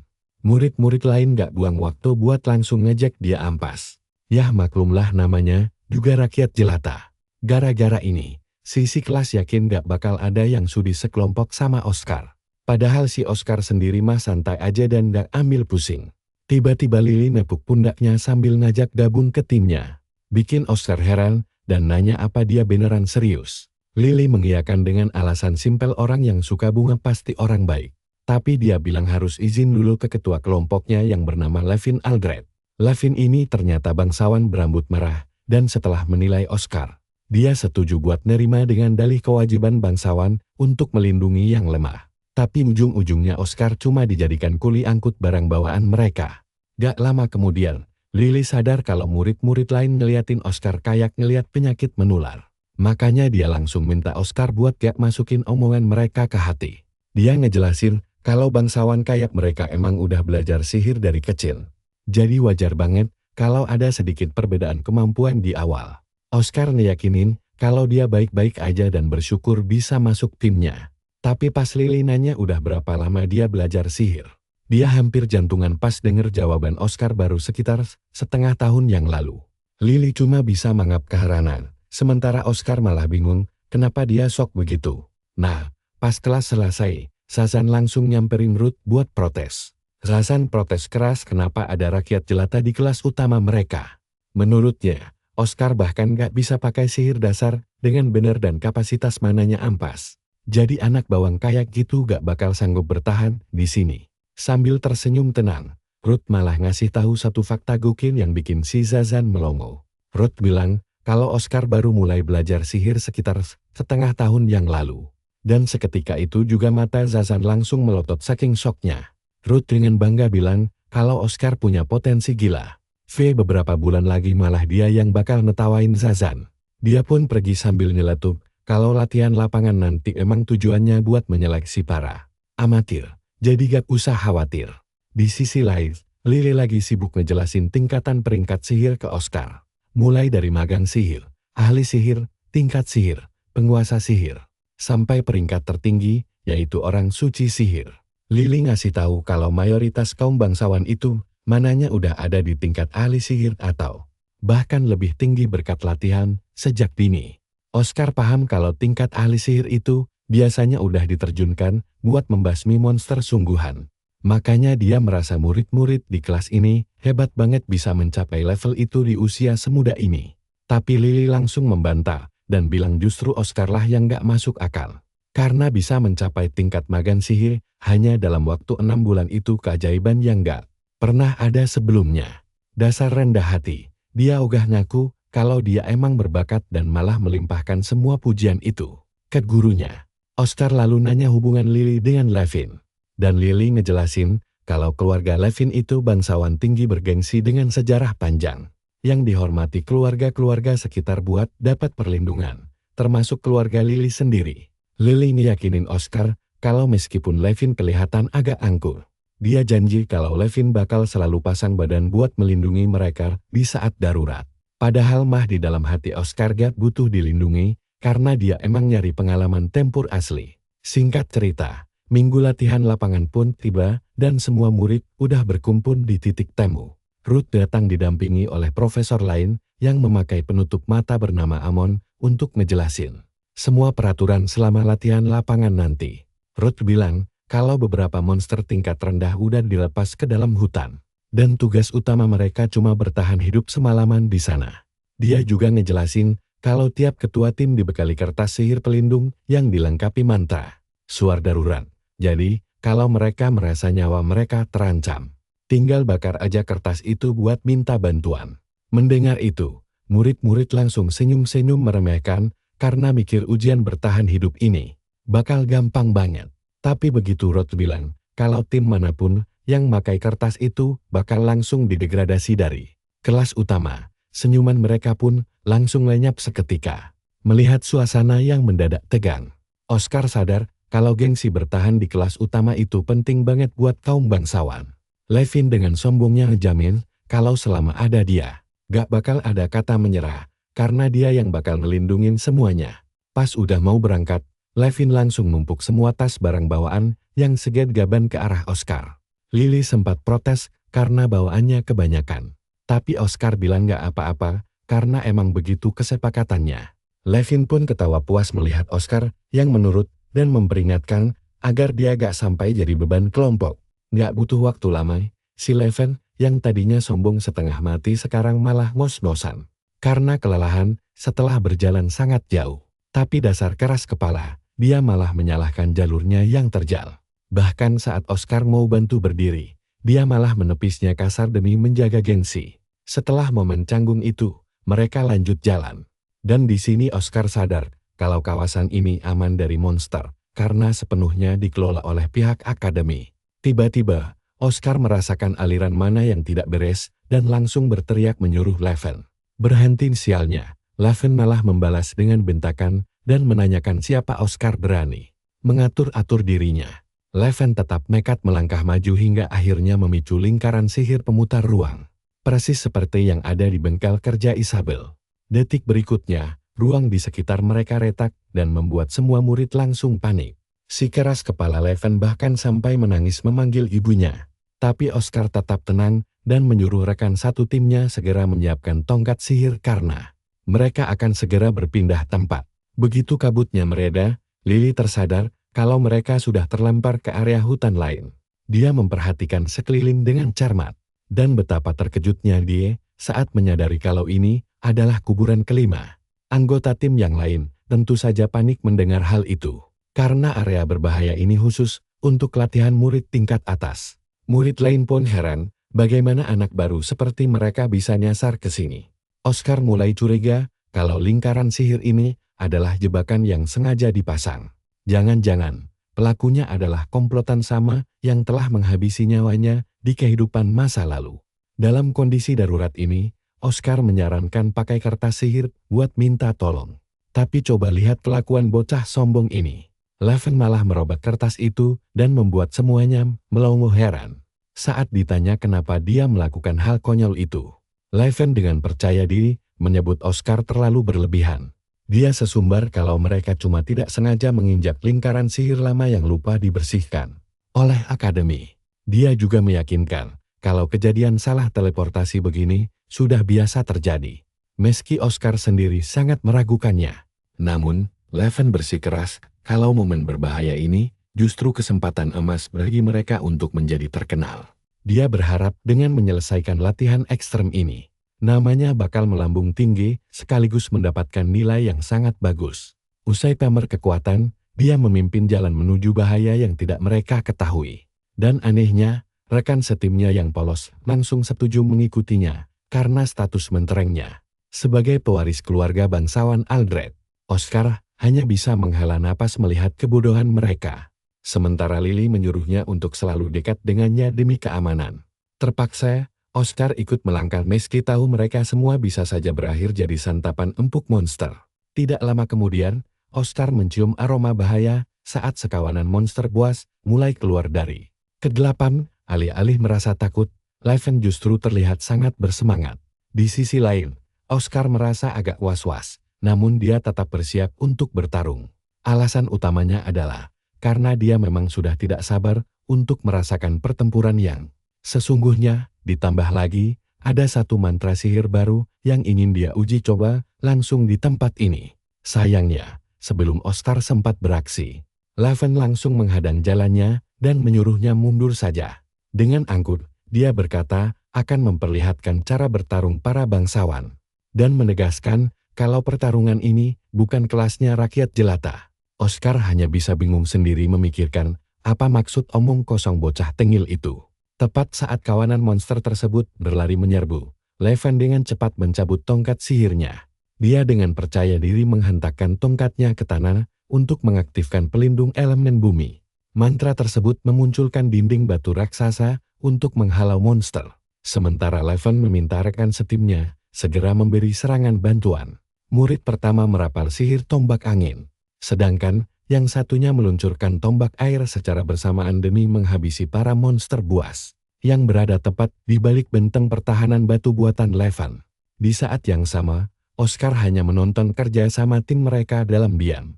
Dia mengamati kalau si Leven bertugas menjaga pertahanan, sedangkan teman-temannya fokus melancarkan sihir penyerang. Dia akhirnya paham kalau ini adalah gaya bertarung ala bangsawan yang dimaksud oleh Leven. Sebelumnya, padahal bagi Oscar, Strategi bertempur seperti ini adalah hal yang umum dilakukan oleh semua penyihir. Ketika Oscar asyik menganalisis, tim Levin mulai kewalahan menghadapi gempuran monster buas yang semakin banyak. Salah satu monster bahkan berhasil menembus pertahanan mereka dan berlari kencang menuju posisi Lily. Namun beruntung Oscar langsung bertindak cepat. Dia merapalkan mantra pedang api VCHBNGMTNHTCHN, Chon Kui VTGCNG Hoan Toen, GPGIC Ulili. Setelah kejadian menegangkan itu, Lily berterima kasih karena telah diselamatkan. Dan di saat bersamaan, mereka melihat pertempuran tim Levin juga telah selesai. Teman-teman Levin tampak kelelahan luar biasa. Sementara Levin yang cuma pasang dinding pertahanan masih terlihat segar bugar. Malam harinya, kelompok ini memutuskan untuk mendirikan perkemahan di dalam hutan. Di sini Levin kembali mengejek status rakyat jelata milik Oscar VNIRNG Oscar Teatri Mai MNH. CCHNGKNCNH Kuti CCNL. Iwan Oscar CHPLINTC CHBNHTHN BNJNT Laihen NHNHNG DNH CO SPAIHP. PHNG TSJAH. Mendengar respons yang sangat biasa saja itu, Levin merasa kecewa karena reaksi Oscar tidak seheboh yang dia harapkan. Tanpa disadari Levin, sihir gabungan semacam itu bukanlah hal yang dicari oleh Oscar. Dia mu enter THNHMT PHPSCLPCCMNHBNGC CHLN CHMA PHPCNHN THSCMNHV TSAKTNJLYMNGNK Peterc. Oscar menginginkan kekuatan mutlak yang bahkan sanggup menembus pertahanan para penyihir terkuat, sekalipun termasuk kepala sekolah sendiri. Namun dia khawatir kalau ritme latihannya saat ini masih terlalu lambat untuk mencapai impian tersebut. Tidak lama kemudian, Lily datang membuarkan lamunan Oscar sambil menyodorkan secangkir kopi hangat. Dia ingin berterima kasih walau sebenarnya bertugas melindungi Oscar. Oscar memintanya santai saja, lalu mulai bertanya tentang sihir yang digunakan Lily saat bertarung. Tadi, karena dia mu NBTT Isau CMTSC UCHTNI NU IMPHNGR MUI Endo. Mendengar hal itu, Levin langsung menyela pembicaraan dan menjelaskan dengan sok tahu bahwa sihir akan jauh lebih kuat jika jaraknya dekat dengan sang pengguna. Membuat Lily kesal dan menyuruhnya diam. Levin akhirnya mundur walau sempat melemparkan ejekan merendahkan kepada Oscar seperti biasanya. Barulah setelah itu, Lily mulai menerangkan teori sihir dengan benar kepada Oscar bahwa energi sihir yang terlepas akan kembali menjadi mana murni di alam. Oscar pun paham mengapa efek sihir bisa memudar di udara. Otak jeniusnya pun mulai berpikir keras. Karena formula sihir hanya bisa aktif saat dialiri jumlah mana yang pas. Oscar mulai memikirkan cara memperkuat efek sihir tersebut. Lamunannya terhentis saat mendengar keluhan Lily tentang rasa kopinya yang terasa sedikit terlalu pekat. Oscar memperhatikan cangkirnya dan perkataan Lily barusan memberinya sebuah ide cemerlang. Lily mencoba memanggilnya kembali. Namun pikiran Oscar sudah melayang jauh menganalisis cara meningkatkan efektivitas kekuatan mantra sihir barunya. Teori baru ini ternyata memiliki konsep yang hampir sama dengan penggunaan aura pedang. Sementara itu di bagian hutan lain, Profesor Amon diam-diam mengawasi pergerakan tim Oscar lewat layar sihir. Ternyata, dialah dalang di balik semua kekacauan ini. Dan dia cukup kagum karena si Levin rupanya bisa mengatasi situasi tersebut. Rupanya, keluarga besar Aldred tempat asal Levin memang terkenal sangat sulit dikendalikan. Karena menganggap Levin sebagai pengganggu, Amon memutuskan untuk meningkatkan level permainan demi melenyapkannya dari rencana besar ini. Sementara itu, di perkemahan utama, Profesor Root sedang berjaga mengawasi seluruh murid. Para murid tampak kedinginan dan saling berpelukan erat selagi Root berjaga. Setelah mengamati sepanjang hari, dia merasa kagum karena hampir tidak ada murid yang menyerah di tengah latihan berat ini. Hal ini semakin membuktikan analisis awalnya kalau murid angkatan sekarang memang sangat berbakat. Beberapa saat kemudian, Profesor Isabel datang untuk bergantian jaga malam dengannya. Membuat Ruth merasa sangat lega. Kehadiran sosok penyihir terkenal seperti Isabel langsung memicu kasak-kusuk hebat di kalangan para murid. Isabel kemudian memeriksa kondisi kelompok latihan lainnya lewat proyeksi lingkaran sihir dan merasa puas melihat hasilnya. Pada dasarnya Isabel memang malas mengurusi murid-murid amatir. Namun kelas 1 tahun ini ternyata jauh melampaui ekspektasinya. Khususnya si Zazan yang tampak sangat mudah menyelesaikan rintangan. Ada juga satu siswi berambut perak yang terus membaca bukunya tanpa henti. Tapi disinilah keanehan dimulai. Isabel mendadak menyadari kalau kelompok Oscar tidak terlihat dimanapun. Ruth menjelaskan kalau layar pemantau kelompok mereka sedang mengalami gangguan teknis sejak tadi. Dia menyarankan Isabel untuk menanyakan hal itu pada Profesor Amon. Namun saat mereka berdua melihat sekeliling, sosok Amon sudah menghilang entah kemana. Kembali ke kuburan kelima, kelompok Leven mulai beristirahat malam sementara satu orang berjaga. Tapi si jenius Oscar malah asik melamun memikirkan teori sihir barunya. Dia mencoba memanipulasi mana, meniru cara pendekar pedang memperkuat tubuh menggunakan energi pedang. Intinya, pendekar memadatkan energi dalam tubuh mereka. Tapi sebelum Oscar menuntaskan teorinya, firasat buruk yang sangat mencekam mendadak muncul, mengacaukan konsentrasinya. Tiba-tiba, dua penjaga berlari ketakutan sambil berteriak menyuruh semuanya kabur. Tapi si sombong Leven malah santai saja, karena mengira itu cuma monster lemah biasa yang siap dia bantai dengan gaya bangsawannya. Sialnya, semburan api raksasa mendadak jatuh dari langit dan membuat mereka shock berat. Leven langsung kena mental, sementara Lily menyadari itu adalah pusaran api berbahaya. Dan boom, dari balik pepohonan, muncul seekor naga raksasa yang sangat mengerikan. Disinilah mereka semua sadar kalau mereka sudah melangkah masuk ke sarang monster yang salah. Leven bingung setengah mati kenapa ada naga di ujian junior. Padahal, monster tingkat bencana seperti ini hanya bisa dilawan oleh para penyihir tingkat suci saja. Oscar langsung menyimpulkan bahwa ada seseorang yang sengaja mengincar mereka. Teman-temannya menyuruh Leven menggunakan kertas sihir darurat untuk minta bantuan. Tapi si beban ini malah mengaku sudah merobeknya sejak lama. Karena tidak ada pilihan lain, Oscar mengusulkan agar mereka melawan naga itu saja. Lily yang mendengarnya langsung shock karena menganggap rencana itu sangat gila. Tapi Oscar menegaskan ini satu-satunya cara bertahan. Mendengar itu, para murid laki-laki langsung merasa lega. Apalagi mereka punya Leven si bangsawan tak terkalahkan. Mereka berharap sihir pertahanan mereka bisa bertahan sampai para profesor datang menyelamatkan mereka. Suasana mendadak hening. Tiba-tiba Leven menancapkan tongkat sihirnya ke tanah dan merapal pelindung bumi untuk membuat kepompong batu hanya untuk dirinya sendiri. Jelas saja semua orang melongo, terutama para pengikut setianya yang berharap dilindungi. Leven malah mengejek mereka bodoh, karena timing lemah seperti itu tidak akan sanggup menahan api naga. Dia egois, Leven dengan santai berkata ingin menyelamatkan dirinya sendiri saja. Membuat teman-temannya yang tadi berharap dilindungi langsung panik setengah mati ketakutan. Tapi Lily memilih percaya pada Oscar dan dengan berani mengajak yang lain untuk bertarung. Dia langsung maju paling depan dan menyerang naga itu menggunakan duri-duri tanah yang tajam. Awalnya, teman-temannya bersorak gembira berharap serangan Lily berhasil melukai monster itu. Namun, naga tersebut keluar dari debu tanpa lecet sedikit pun. Membuat mereka sadar bahwa sihir biasa tidak akan mempan. Ogah menyerah begitu saja, Lily memutuskan jadi umpan Faye menyuruh Oscar mencari bantuan. Tapi Oscar malah mengabaikan perintah itu karena sedang fokus merancang strategi berikutnya. Di saat yang sama, murid laki-laki lain merapal sihir acak sambil gemetaran mirip air mancur.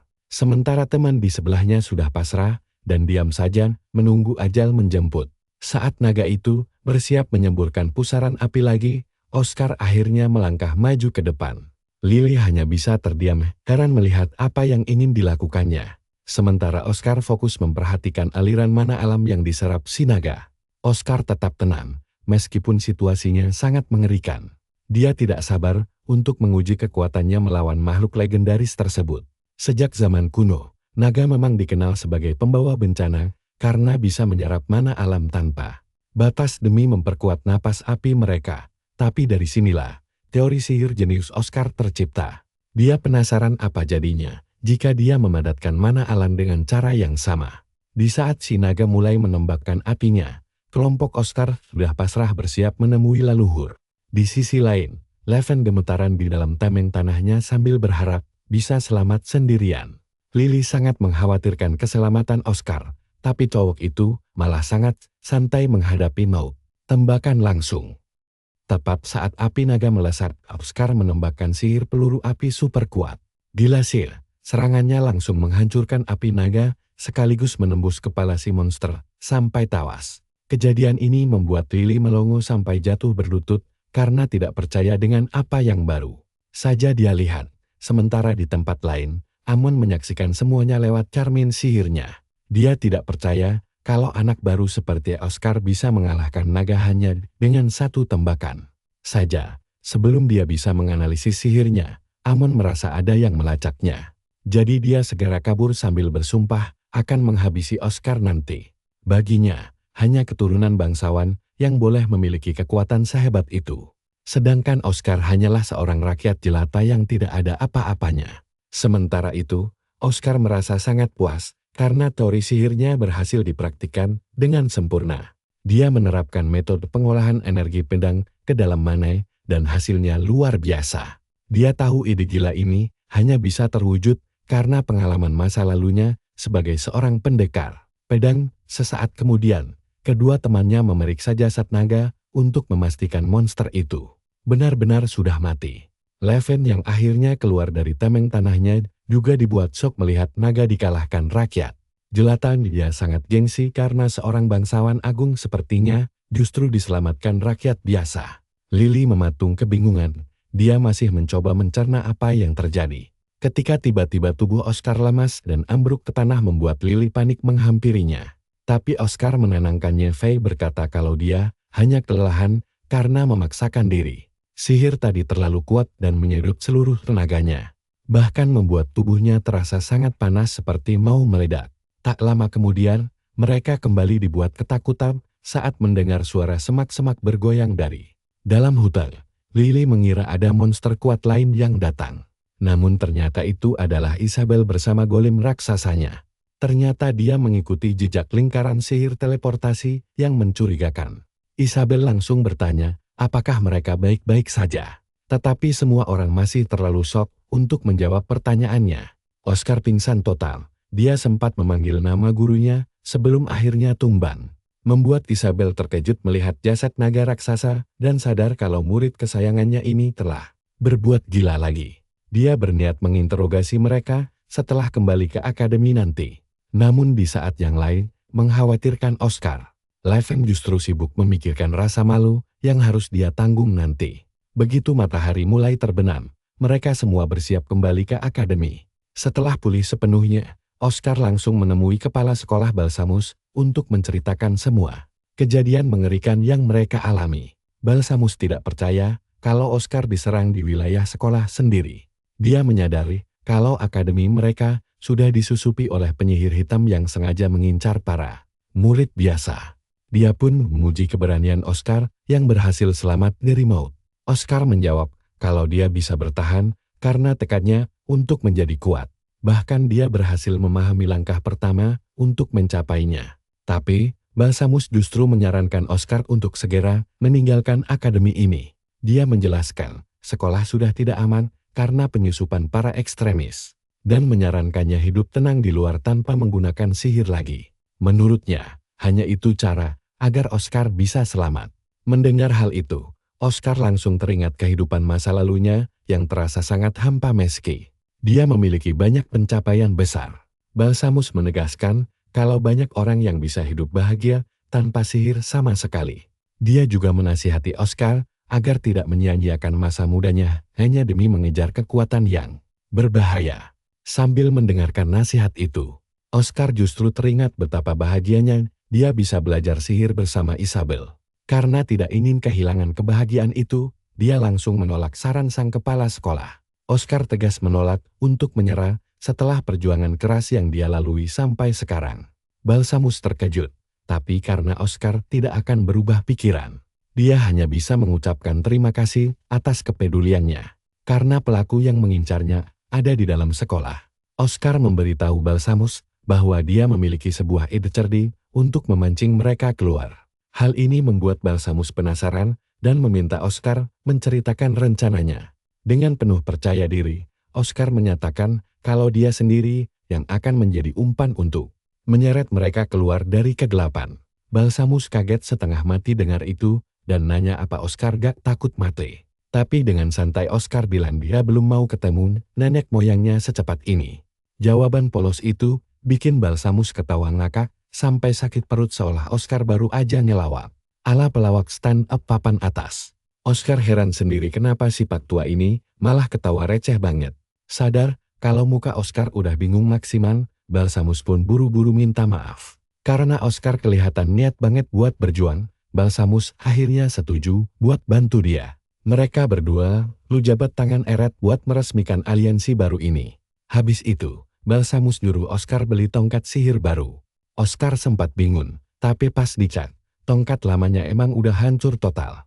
Gak lama kemudian, Oscar nemuin Isabel dan dipinjemin tongkat sementara. Isabel ngasih dia tongkat pemula lainnya buat dipakai sementara waktu. Pas Oscar nanya apa tongkat itu wajib buat penyihir, Isabel cuma bilang kalau nulis pakai jari kosong itu susah. Biar paham, Isabel langsung nyelupin jarinya ke tinta dan jelasin kalau tongkat sihir itu ibarat pena, sedangkan mana adalah tintanya. Intinya, rumus sihir bisa aja digambar pakai tangan kosong, tapi hasilnya bakal mencong-mencong. Isabel negasin kalau mau sihir yang sempurna dan indah, modal alat tulis itu wajib hukumnya. Kelar urusan sama Isabel, Oscar langsung cabut buat beli tongkat baru. Sambil nunggu di gerbang akademi, dia ngeliatin tongkat lamanya dan masih gak percaya barang itu rusak cuma dalam sekali tarung. Dia mikir, apa alat itu gak kuat nahan mana raksasa yang dia keluarin pas lawan naga kemarin. Tapi sebelum sempat nyelamun lebih jauh, suara nyaring Lily tiba-tiba manggil dia. Lily minta maaf karena udah bikin nunggu. Dan Oscar juga gak enak karena udah ganggu hari liburnya buat nemenin dia jalan. Tapi Lily santai aja, karena dia sendiri emang mau belanja sekalian. Akhirnya mereka berdua berangkat dengan gembira buat berburu tongkat sihir.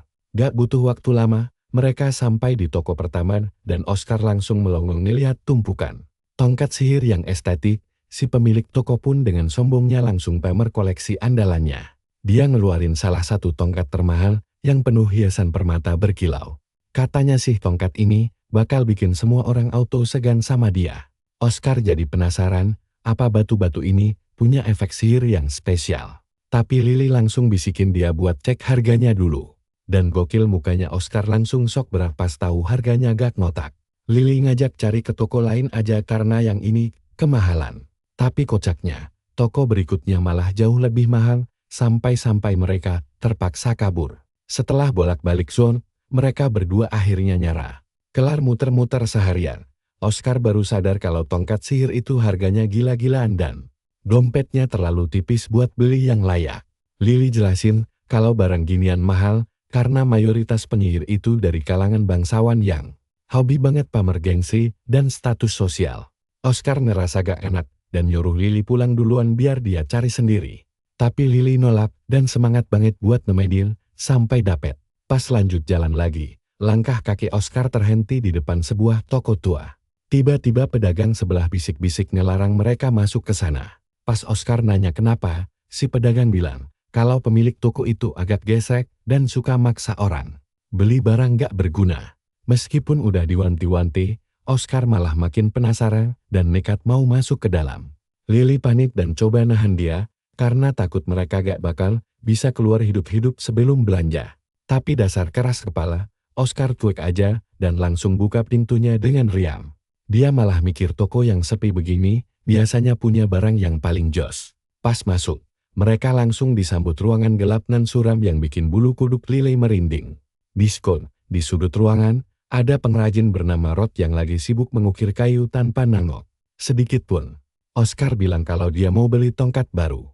Rod langsung ngelepasin pisaunya dan sinis nanya kenapa mereka malah milih toko bobrok ini. Dibanding toko mewah di luar sana, matanya langsung melotot tajam. Tapi Oscar santai aja. Habis adu pandang beberapa detik, Rod mendadak ngamuk. Dia ngelempar pisau ukirnya ke arah Oscar sambil teriak marah, karena ngerasa lagi diledek. Untung insting refleks Oscar kencang. Dia sukses ngelis pas pisau itu, melayang lewat kupingnya. Dia negasin, kalau dia kesini, murni mau belanja. Tapi Rod malah sewot dan ogah jualan ke pendekar pedang. Oscar kaget dong dengar itu, sementara Lily yang ketakutan setengah mati langsung narik tangan Oscar buat kabur dari toko mode ini. Tapi di luar dugaan, Oscar malah makin antusias dan bilang kalau Pak tua ini menarik banget. Lily gak habis pikir kenapa temannya malah mau beli barang di tempat sirkus begini. Si Rod sendiri bahkan ikutan bingung. Oscar nanya kok bisa tahu dia pemain pedang. Rod pun langsung merhatiin tubuh Oscar dari atas sampai bawah. Katanya bahu Oscar agak miring ke kanan. Pertanda kalau dia biasa bawa beban berat di pinggang kiri. Bagi Rod itu ciri khas yang gak bisa bohong dari seorang pendekar pedang. Oscar kagum banget sama ketajaman insting kakek ini. Di sisi lain, Lily sibuk membantah kalau Oscar bukan tukang pukul. Tapi Oscar langsung nahan tangannya karena terpukau rahasianya kebongkar secepat itu. Sambil tersenyum, Oscar ngaku kalau dia baru aja belajar sihir. Rod kaget setengah mati pas tahu bocah ini baru latihan selama 6 bulan. Oscar jelasin kalau postur tubuhnya terbentuk karena bapaknya dulu ngelatih dia dengan keras buat jadi pendekar, makanya kebiasaan lama itu masih ke bawah sampai sekarang. Lily ikutan ngebelain dan ngeyakinin Rod kalau Oscar ini beneran murid akademi sihir kayak dia. Rod akhirnya nanya kenapa dia butuh tongkat baru, dan Oscar bilang punya dia hancur. Pas dikasih lihat sisa-sisa tongkat lamanya, Rod langsung vonis kalau barang itu udah jadi sampah tak berguna. Pas diteliti lagi, ternyata lingkaran sihir di dalam tongkatnya udah hancur lebur. Itu karena ada terlalu banyak aliran mana yang dipaksa masuk ke sana. Karena Oscar kebingungan, Rod akhirnya ngejelasin kalau tongkat yang ukurannya gede emang bisa nampung mana lebih banyak. Tapi tongkat gede butuh kontrol mana yang luar biasa presisi, jadinya malah makin repot. Makanya tongkat kecil nan simpel kayak gini cocok banget buat pemula karena enten dan gampang dikendaliin. Kakek itu juga bilang kalau para profesor di akademi pakai tongkat yang lebih gede dan rumit karena level sihir mereka udah beda kelas. Dari penjelasan itu, Oscar kagum karena tongkat pemula ternyata gak sanggup nahan kekuatan teori sihir barunya. Dia pun minta rekomendasi tongkat yang pas. Tapi Rod bilang dia belum tentu mau jualan ke Oscar. Oscar sama Lily langsung kaget karena mereka kira si kakek galak ini udah mulai ramah. Rod malah nunjuk rak pajangan dan nyuruh Oscar milih sendiri. Dia baru mau jual kalau selera Oscar emang bagus. Oscar pun mulai ngelihatin barisan tongkat itu satu-satu sementara Lily cuma bisa nahan napas. Lily deg-degan parah karena nilai tongkat sihir itu ditentukan dari ukuran dan bahannya. Intinya, tongkat dari bahan langka harganya bakal selangit karena punya kepekaan mana yang super tinggi. Mata Lily tiba-tiba tertuju ke salah satu tongkat di rak paling atas. Pas diamati baik-baik, ternyata itu terbuat dari kayu langka bernama kayu Haganami. Lily tahu harga tongkat sultan itu setara dengan biaya hidup mewah selama setahun penuh. Di dalam hati, dia berdoa kencang biar Oscar peka dan milih barang itu. Tapi doanya gak mempan, namanya juga Oscar. Seleranya emang di luar nalar pas matanya malah tertuju ke tongkat paling butut di toko itu. Dia ngambil tongkat buluk itu dengan gembira seolah habis menang lotre. Lily melongo sampai kehabisan kata-kata, dan Rod pun ikutan shock. Lily buru-buru nunjuk tongkat super mahal tadi, dan mohon-mohon biar Oscar ganti pilihan. Tapi Oscar bilang dia disuruh milih tongkat yang bagus, bukan yang termahal. Lily bingung apa maksudnya. Rod akhirnya nanya alasan Oscar milih tongkat kumal itu. Oscar menjawab dia cuma memilihnya karena rasanya hangat. Rod bilang itu cuma tongkat tua yang sudah usang. Tapi Oscar menegaskan tongkat itu terbukti masih utuh kok meski sudah sangat tua. Katanya, hal paling mengerikan di medan perang, senjata hancur di tengah laga. Oscar menjelaskan kalau fungsi tongkat ini sama sekali tidak berkurang walau luarnya babak belur. Dia bahkan merasa tongkat legendaris ini dibuat khusus agar sangat pas dengan kebutuhan penggunanya. Rod terkesan lalu diam-diam pergi, meninggalkan mereka dalam kebingungan. Sebelum pembuat senjata itu pergi, Oscar bertanya apa dia mau menjualnya. Tapi Rod menolak, karena dia membuatnya khusus untuk putranya dulu sekali. Mereka sangat kaget. Lily pun heran kenapa dipajang jika tidak dijual. Rod menjawab dengan sedih bahwa sang pemilik telah hancur duluan sebelum tongkatnya rusak. Tapi dia menolak menceritakan lebih detail tentang kematian tragis putranya itu. Dia hanya mengingatkan Oscar bahwa tongkat ini sudah terlalu usang dan bukan lagi barang yang bagus. Rod pun kembali bekerja. Lily lalu mengajak Oscar lekas pergi dan berjanji akan terus menemani pemuda itu mencari tongkat sihir berkualitas di tempat lain. Oscar agak kecewa karena obrolan mereka sebenarnya cukup seru, tapi tidak menghasilkan apa-apa. Namun tepat saat mereka berbalik pergi, Rod mendadak memanggil mereka kembali. Tunggu sebentar. Aku akan ambilkan sesuatu yang sangat cocok untukmu.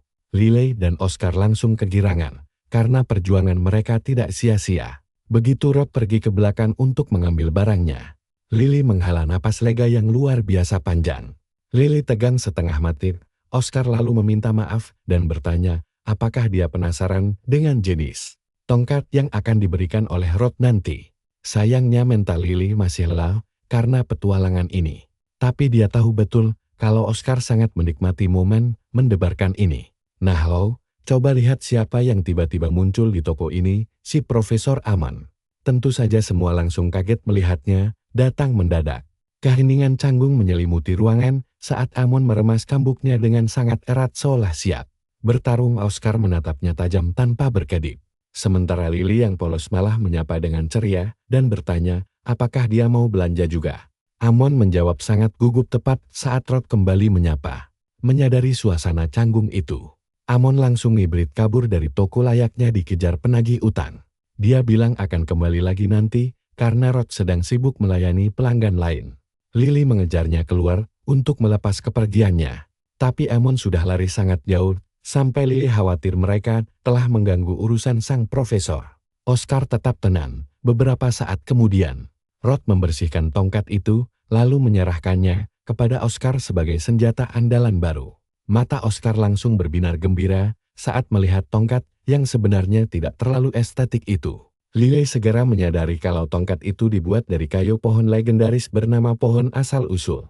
Konon, pohon raksasa luar biasa ini hanya tumbuh di sebuah negara kepulauan tertentu. Dia tahan segala cuaca ekstrem, batangnya tidak akan pernah membusuk. Daunnya selalu bersinar indah, dan rantingnya beregenerasi otomatis setiap beberapa dekade sekali. Lily sampai melongo melihat senjata dari dahan pohon asal-usul ini, karena kayu itu dikenal sebagai bahan terbaik dunia yang harganya selangit. Rod sangat bangga atas wawasan Lily, lalu membocorkan kalau tongkat itu sanggup menampung energi mana dalam jumlah gila-gilaan. Dari semua kelebihannya, cuma detail kekuatan itu yang membuat Oscar sangat tertarik. Tapi sebelum dia kesenangan, Lily langsung mengingatkan tentang anggaran mereka yang sangat tipis, sampai harus kabur dari toko-toko sebelumnya. Semangat Oscar langsung anjlok begitu mengingat isi dompetnya. Namun, Rod tetap menyodorkan tongkat itu dan menegaskan barang ini memang tidak dijual karena khusus dibuat untuk mendiang putranya. Dia berniat memberikannya saat putranya kembali dari garis depan pertempuran. Namun sayang takdir berkata lain, dan anaknya gugur di sana. Oscar menerimanya bagai memegang barang super rapuh. Sementara Rod kembali bekerja sambil menegaskan, mereka tidak perlu membayar apapun. Karena mereka berdua hanya terdiam. Rod kembali menegaskan dengan galak bahwa dia tidak akan sudi menjual senjata lain kepada Oscar. Karena tidak ada barang lain di tokonya yang cocok untuknya. Merasa sangat yakin, Oscar menggenggam erat senjata barunya, lalu mengucapkan terima kasih secara tulus. Rod langsung menyuruhnya mengetes barang itu. Membuat Oscar memejamkan mata untuk mulai menyalurkan aliran mana miliknya. Rod mengamati dengan serius saat pemuda itu menyatu dengan senjatanya. Bersamaan dengan itu, Oscar merasakan sensasi aneh yang luar biasa menjalar saat energinya mulai mengalir masuk.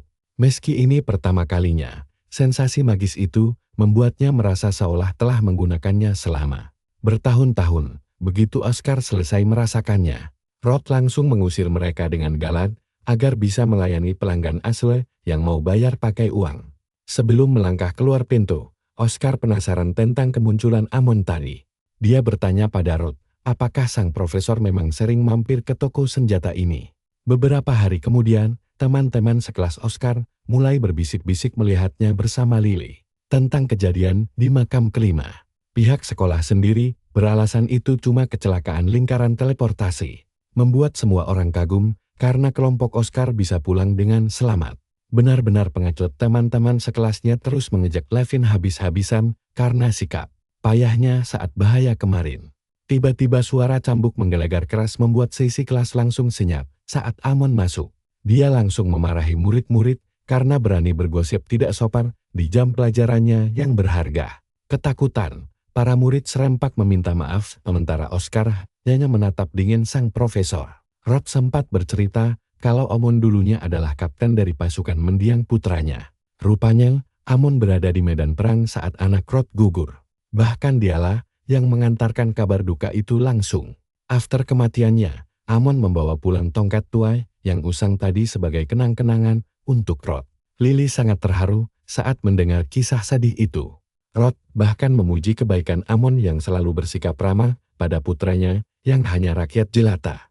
Padahal Amon adalah bangsawan terhormat. Mata Oscar langsung membelalak kaget mendengarnya, lalu menduga kalau anak Rod pasti seorang penyihir yang jauh lebih hebat dari para bangsawan. Melihat bagaimana kondisi tongkatnya yang sangat aus, Rod langsung terkejut. Bagaimana bisa anak muda ini tahu mendiang putranya adalah penyihir hebat? Oscar pun akhirnya mendapat jawaban pasti. Dan boom, akhirnya teka-teki itu terjawab secara mengejutkan. Oscar menyimpulkan dengan sangat yakin kalau Amon adalah dalang busuk di balik semua teror ini. Oscar tetap tenang, karena Amon belum menyadari rahasianya telah terbongkar. Dan dia berniat menyerang balik terlebih dahulu. Di sisi lain, Amon diam-diam menghubungi organisasinya menggunakan lingkaran sihir komunikasi rahasia. Hebat sekali. Suara mengerikan di seberang sana memuji kesuksesan misi Amon di medan perang yang jauh melampaui harapan mereka. Suara itu juga memperingatkan agar dia melakukan hal yang sama di Akademi Sihir. Amon tampak sangat tidak nyaman, namun tetap berjanji akan melaksanakan tugasnya dengan baik. Seolah tahu keraguan Amon, suara misterius itu bertanya, apakah misi Akademi lebih sulit daripada pertempuran asli? Amon buru-buru mengelak, lalu diperintahkan untuk segera memberikan hasil yang nyata. Begitu sihir matu, Amon terdiam di tempatnya dengan raut wajah sangat cemas. Sementara itu di ruang kepala sekolah, Oscar melaporkan temuannya kepada Balsamus yang langsung shock mendengar nama Amon disebut. Sulit dipercayai bagi kepala sekolah. Amon adalah sosok pahlawan sejati yang rela mati demi melindungi rekan-rekannya. Oscar meyakinkan Balsamus bahwa dia tahu rekam jejak kepahlawanan Amon, tapi pelakunya memang dia. Melihat keyakinan mutlak di mata Oscar, Balsamus akhirnya percaya, namun menegaskan mereka tidak bisa bertindak tanpa adanya bukti konkret. Oscar dengan tenang bilang kalau dirinya sendiri yang akan jadi barang buktinya. Balsamus tentu saja bingung, tapi Oscar menjelaskan kalau dia bakal memancing Amon untuk menyerang.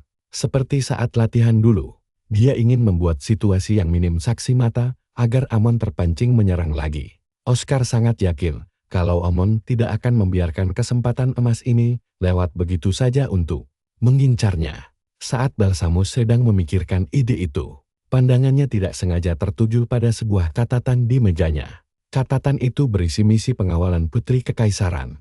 Momen yang sangat pas untuk memasang perangkap sesuai saran Oscar. Kabarnya, sang Putri Kekaisaran, Ariel, harusnya masuk kelas 1, tapi tertunda. Namun, pendaftarannya tertunda akibat efek samping dari sihir warisan turun-temurun keluarga kerajaan di tengah jam pelajaran. Ruth menceritakan situasi Ariel kepada seisi kelas dan mengumumkan misi untuk mengawal sang putri kembali ke sekolah.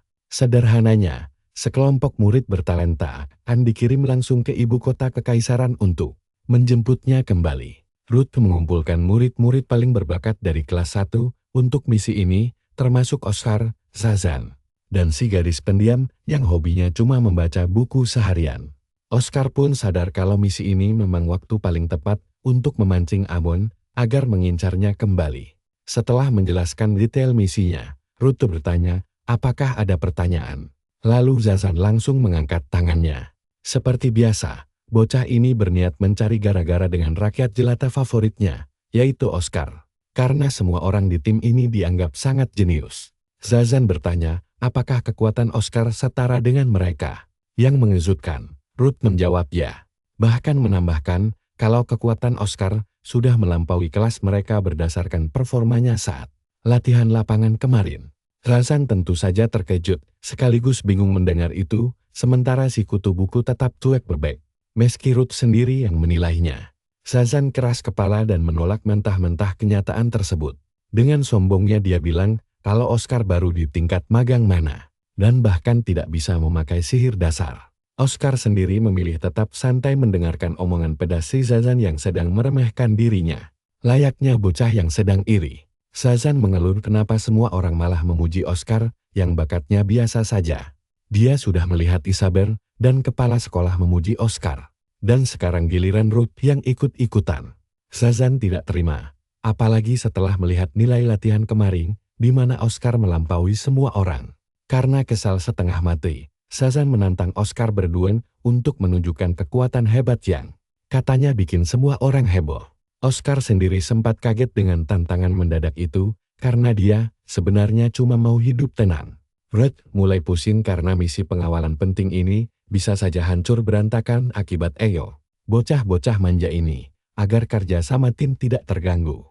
Ruth akhirnya mengizinkan duel itu dan mengumumkan bahwa yang kalah akan dicoret dari misi. Tanpa ragu, Shazan setuju, sedangkan Oscar hanya bisa pasrah di belakang layaknya karakter figuran saja. Belum sempat mencerna keadaan, tahu-tahu Oscar sudah terseret ke arena tanding tanpa persetujuannya. Nah, coba bayangkan betapa apesnya dia yang cuma bisa menatap tongkat sihirnya sambil bingung.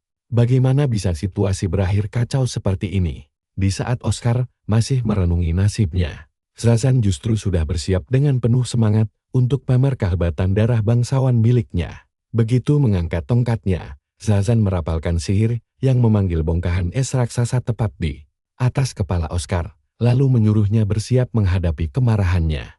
Di sisi lain, Oscar memutuskan untuk meladeni pertarungan ini dengan serius karena dia punya urusan yang jauh lebih penting.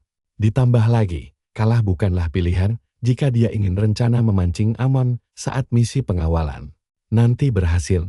Setelah merapikan kembali pikirannya, Oscar akhirnya memantapkan diri untuk menerima tantangan dari Shazan.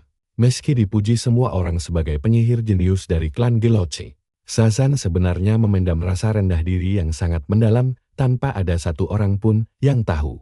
Dia adalah seorang perfeksionis yang tidak pernah merasa puas dengan kemampuannya sendiri meski selalu dipuji-puji, usut punya usut, di antara keluarga yang menguasai sihir es. Klan Gelochi memang diakui sebagai keturunan yang paling kuat. Tapi, jika dibandingkan dengan kakaknya yang sempurna, Shazan merasa sangat tidak ada apa-apanya. Karena kurang memiliki bakat sihir alamais sejak kecil, dia harus berlatih 2 kali lipat lebih keras dibanding orang lain. Dia ingin sekali memenuhi ekspektasi semua orang dan segera menyusul pencapaian hebat sang kakak. Alasan utama Shazan menantang Oscar adalah demi membuktikan dirinya layak menyandang nama besar klan Gelochi. Tidak lama kemudian, Shazan melepaskan serangan tombak es yang kuat. Namun Oscar dengan sangat lincah berhasil menghindarinya. Shazan memuji kelincahan Oscar, lalu memutuskan untuk menaikkan tingkat serangannya. Dia langsung menggunakan mantra pembeku hebat untuk mengunci pergerakan musuh, membuat tangan serta tongkat sihir Oscar membeku total. Hebatnya, Oscar langsung merapalkan sihir api untuk melelehkan es itu dengan instan. Shazan benar-benar terperangah melihat Oscar bisa menghancurkan sihirnya dalam waktu sesingkat itu.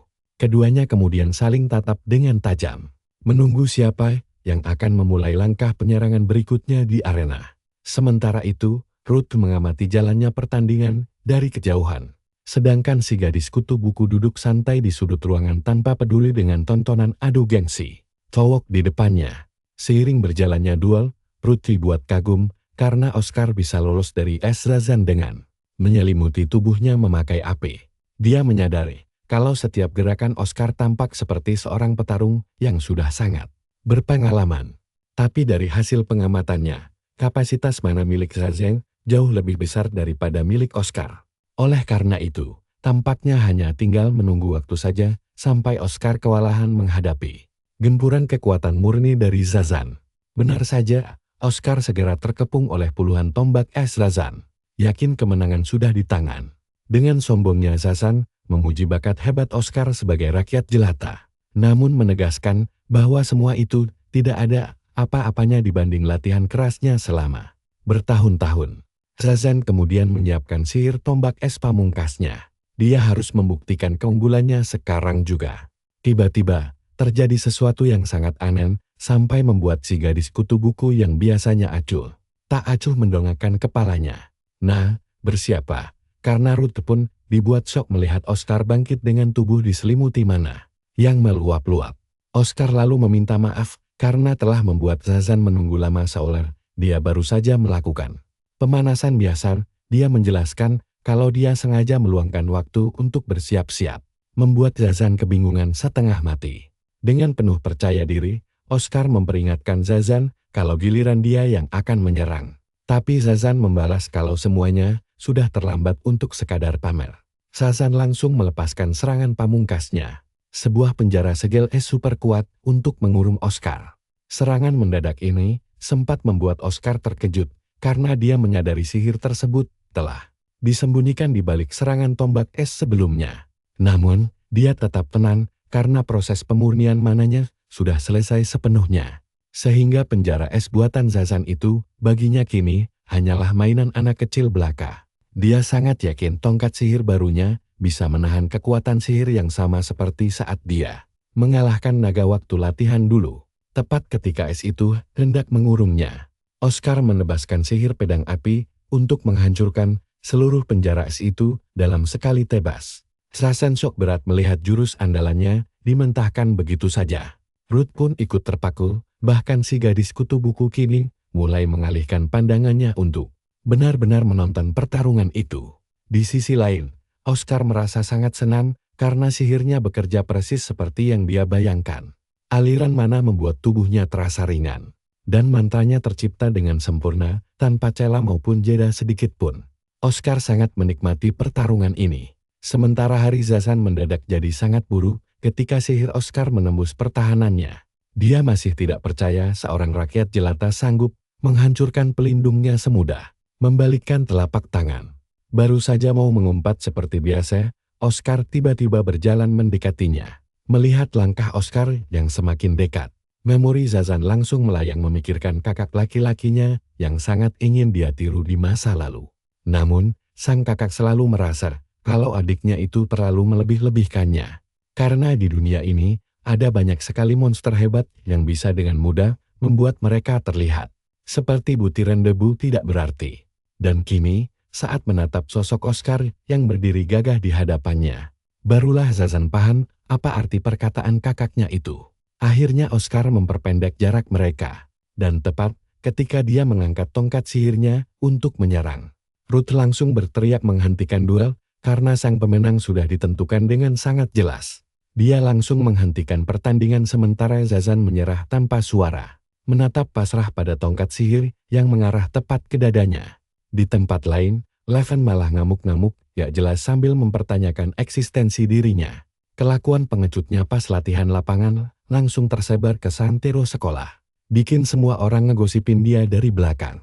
Leven bener-bener muak ditatap sini sama semua orang. Dan malah menyalahkan Oscar atas semua rasa malu ini. Tiba-tiba suara ketukan pintu membuarkan lamunannya. Leven langsung membuka pintu dengan emosi sambil berteriak sekencang-kencangnya. Tapi seketika melongo kaget saat melihat Profesor Amon berdiri di depannya. Besoknya, saat Zazan masuk kelas, matanya langsung bertatapan dengan Oscar dan mereka saling diam beberapa saat.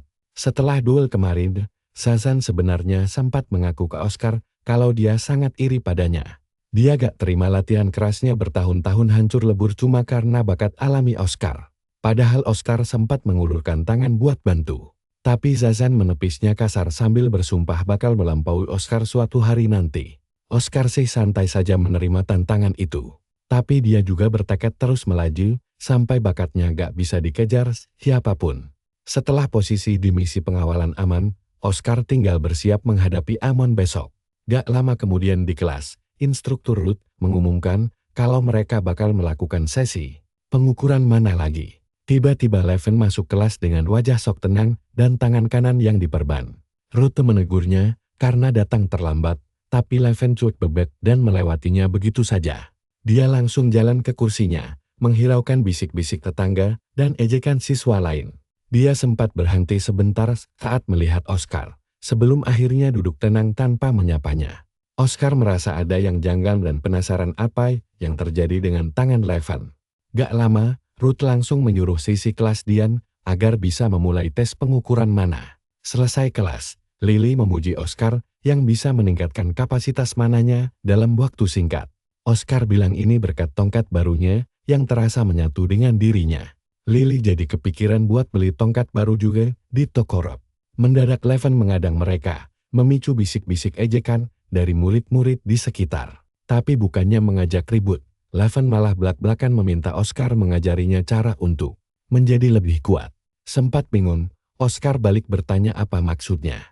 Kesal karena dikira bercanda, Leven menyuruhnya berhenti pura-pura bodoh karena dia sudah tahu rahasia besar Oscar. Ucapan itu langsung membuat Oscar waspada, menebak-nebak apa yang sebenarnya diketahui Leven tentang dirinya.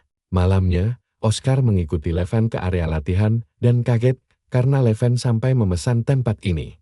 Khusus buat mereka, ingin jawaban jelas, Oscar menanyakan rahasia yang dimaksud.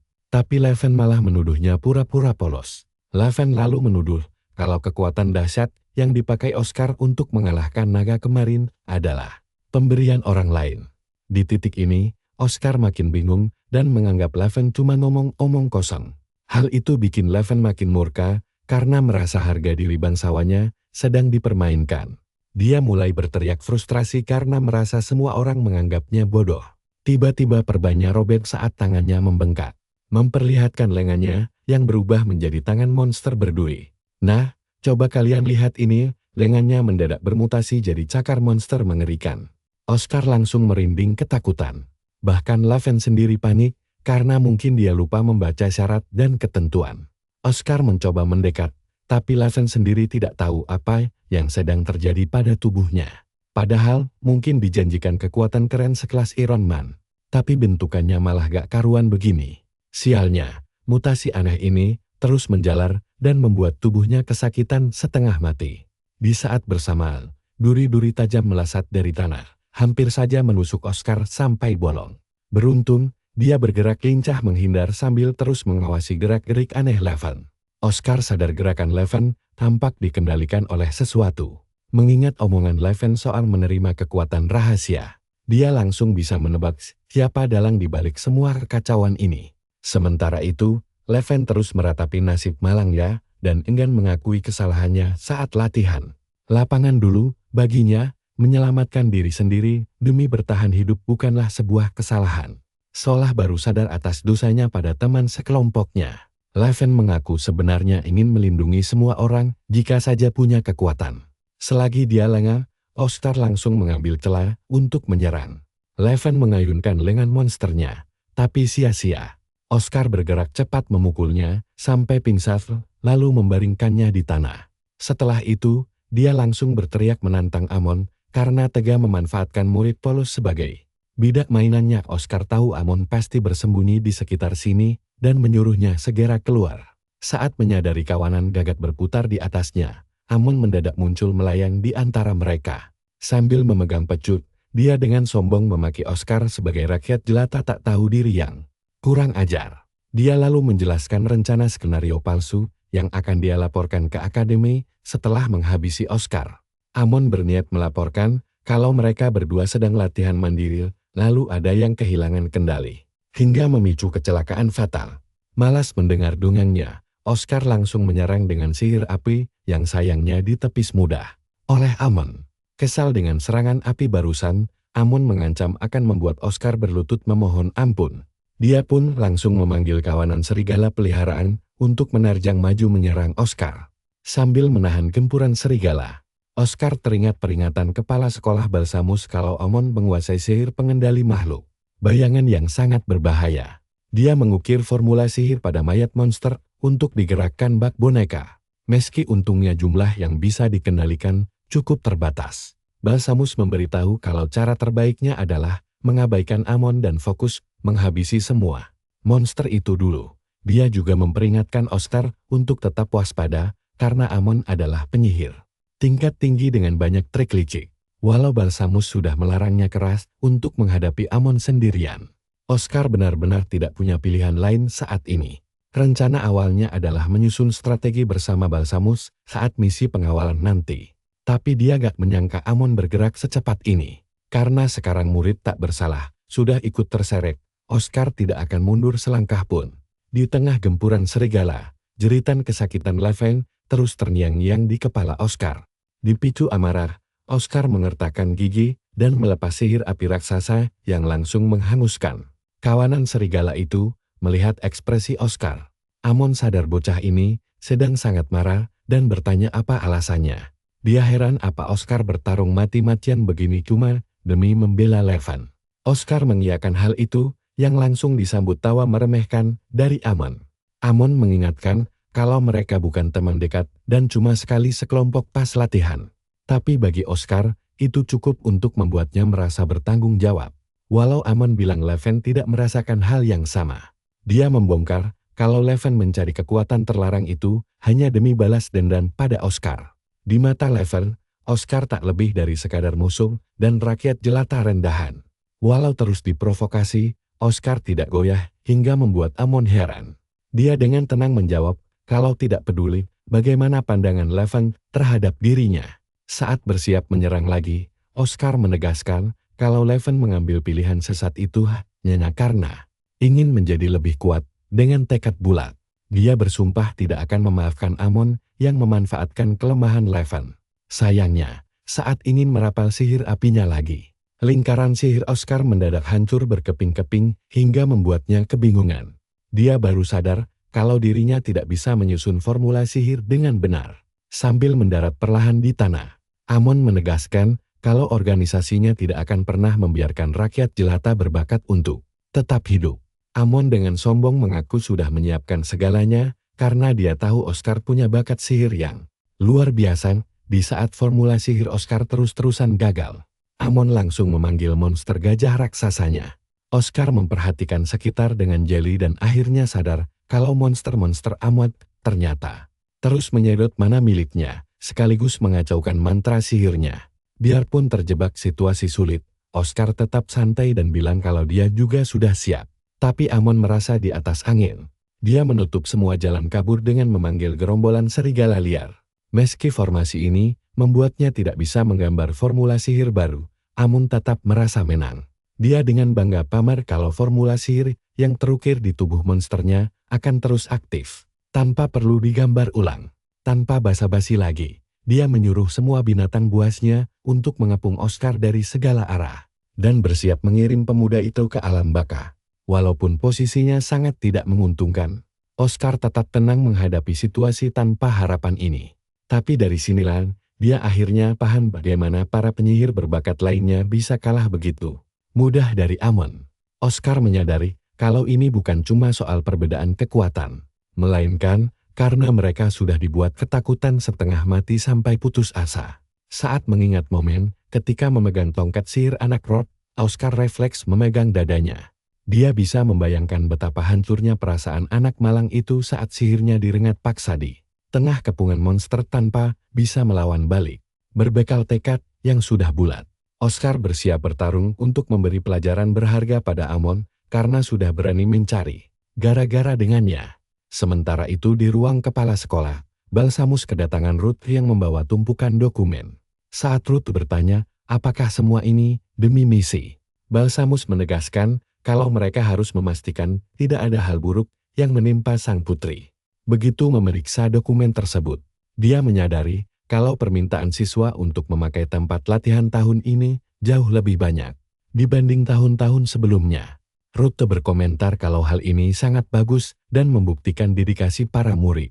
Lalu dia membocorkan info penting bahwa Levin mulai belajar secara privat dengan aman. Mendengar itu, Balsamus langsung menyadari sesuatu yang janggal. Kembali ke arena pertarungan, Oscar akhirnya tersadar kalau selama monster menyebalkan itu masih berkeliaran, dia tidak akan bisa membuat formula sihir baru. Tapi perhatikan ini, Oscar mendadak menyadari satu rahasia penting. Sihir pemanggilan monsternya masih aktif. Artinya pasti ada cara lain untuk mengaktifkan formula sihir. Di saat Oscar sedang memutar otak, tiba-tiba salah satu monster meluncurkan serangan mendadak dari arah belakangnya. Monster itu langsung menerkam dan menggigit lengan kirinya, membuat Amon yakin dia sudah menang. Tapi Oscar menolak menyerah. Dia memejamkan mata dan menciptakan peluru api raksasa yang langsung menembus monster itu hingga mengenai si gajah.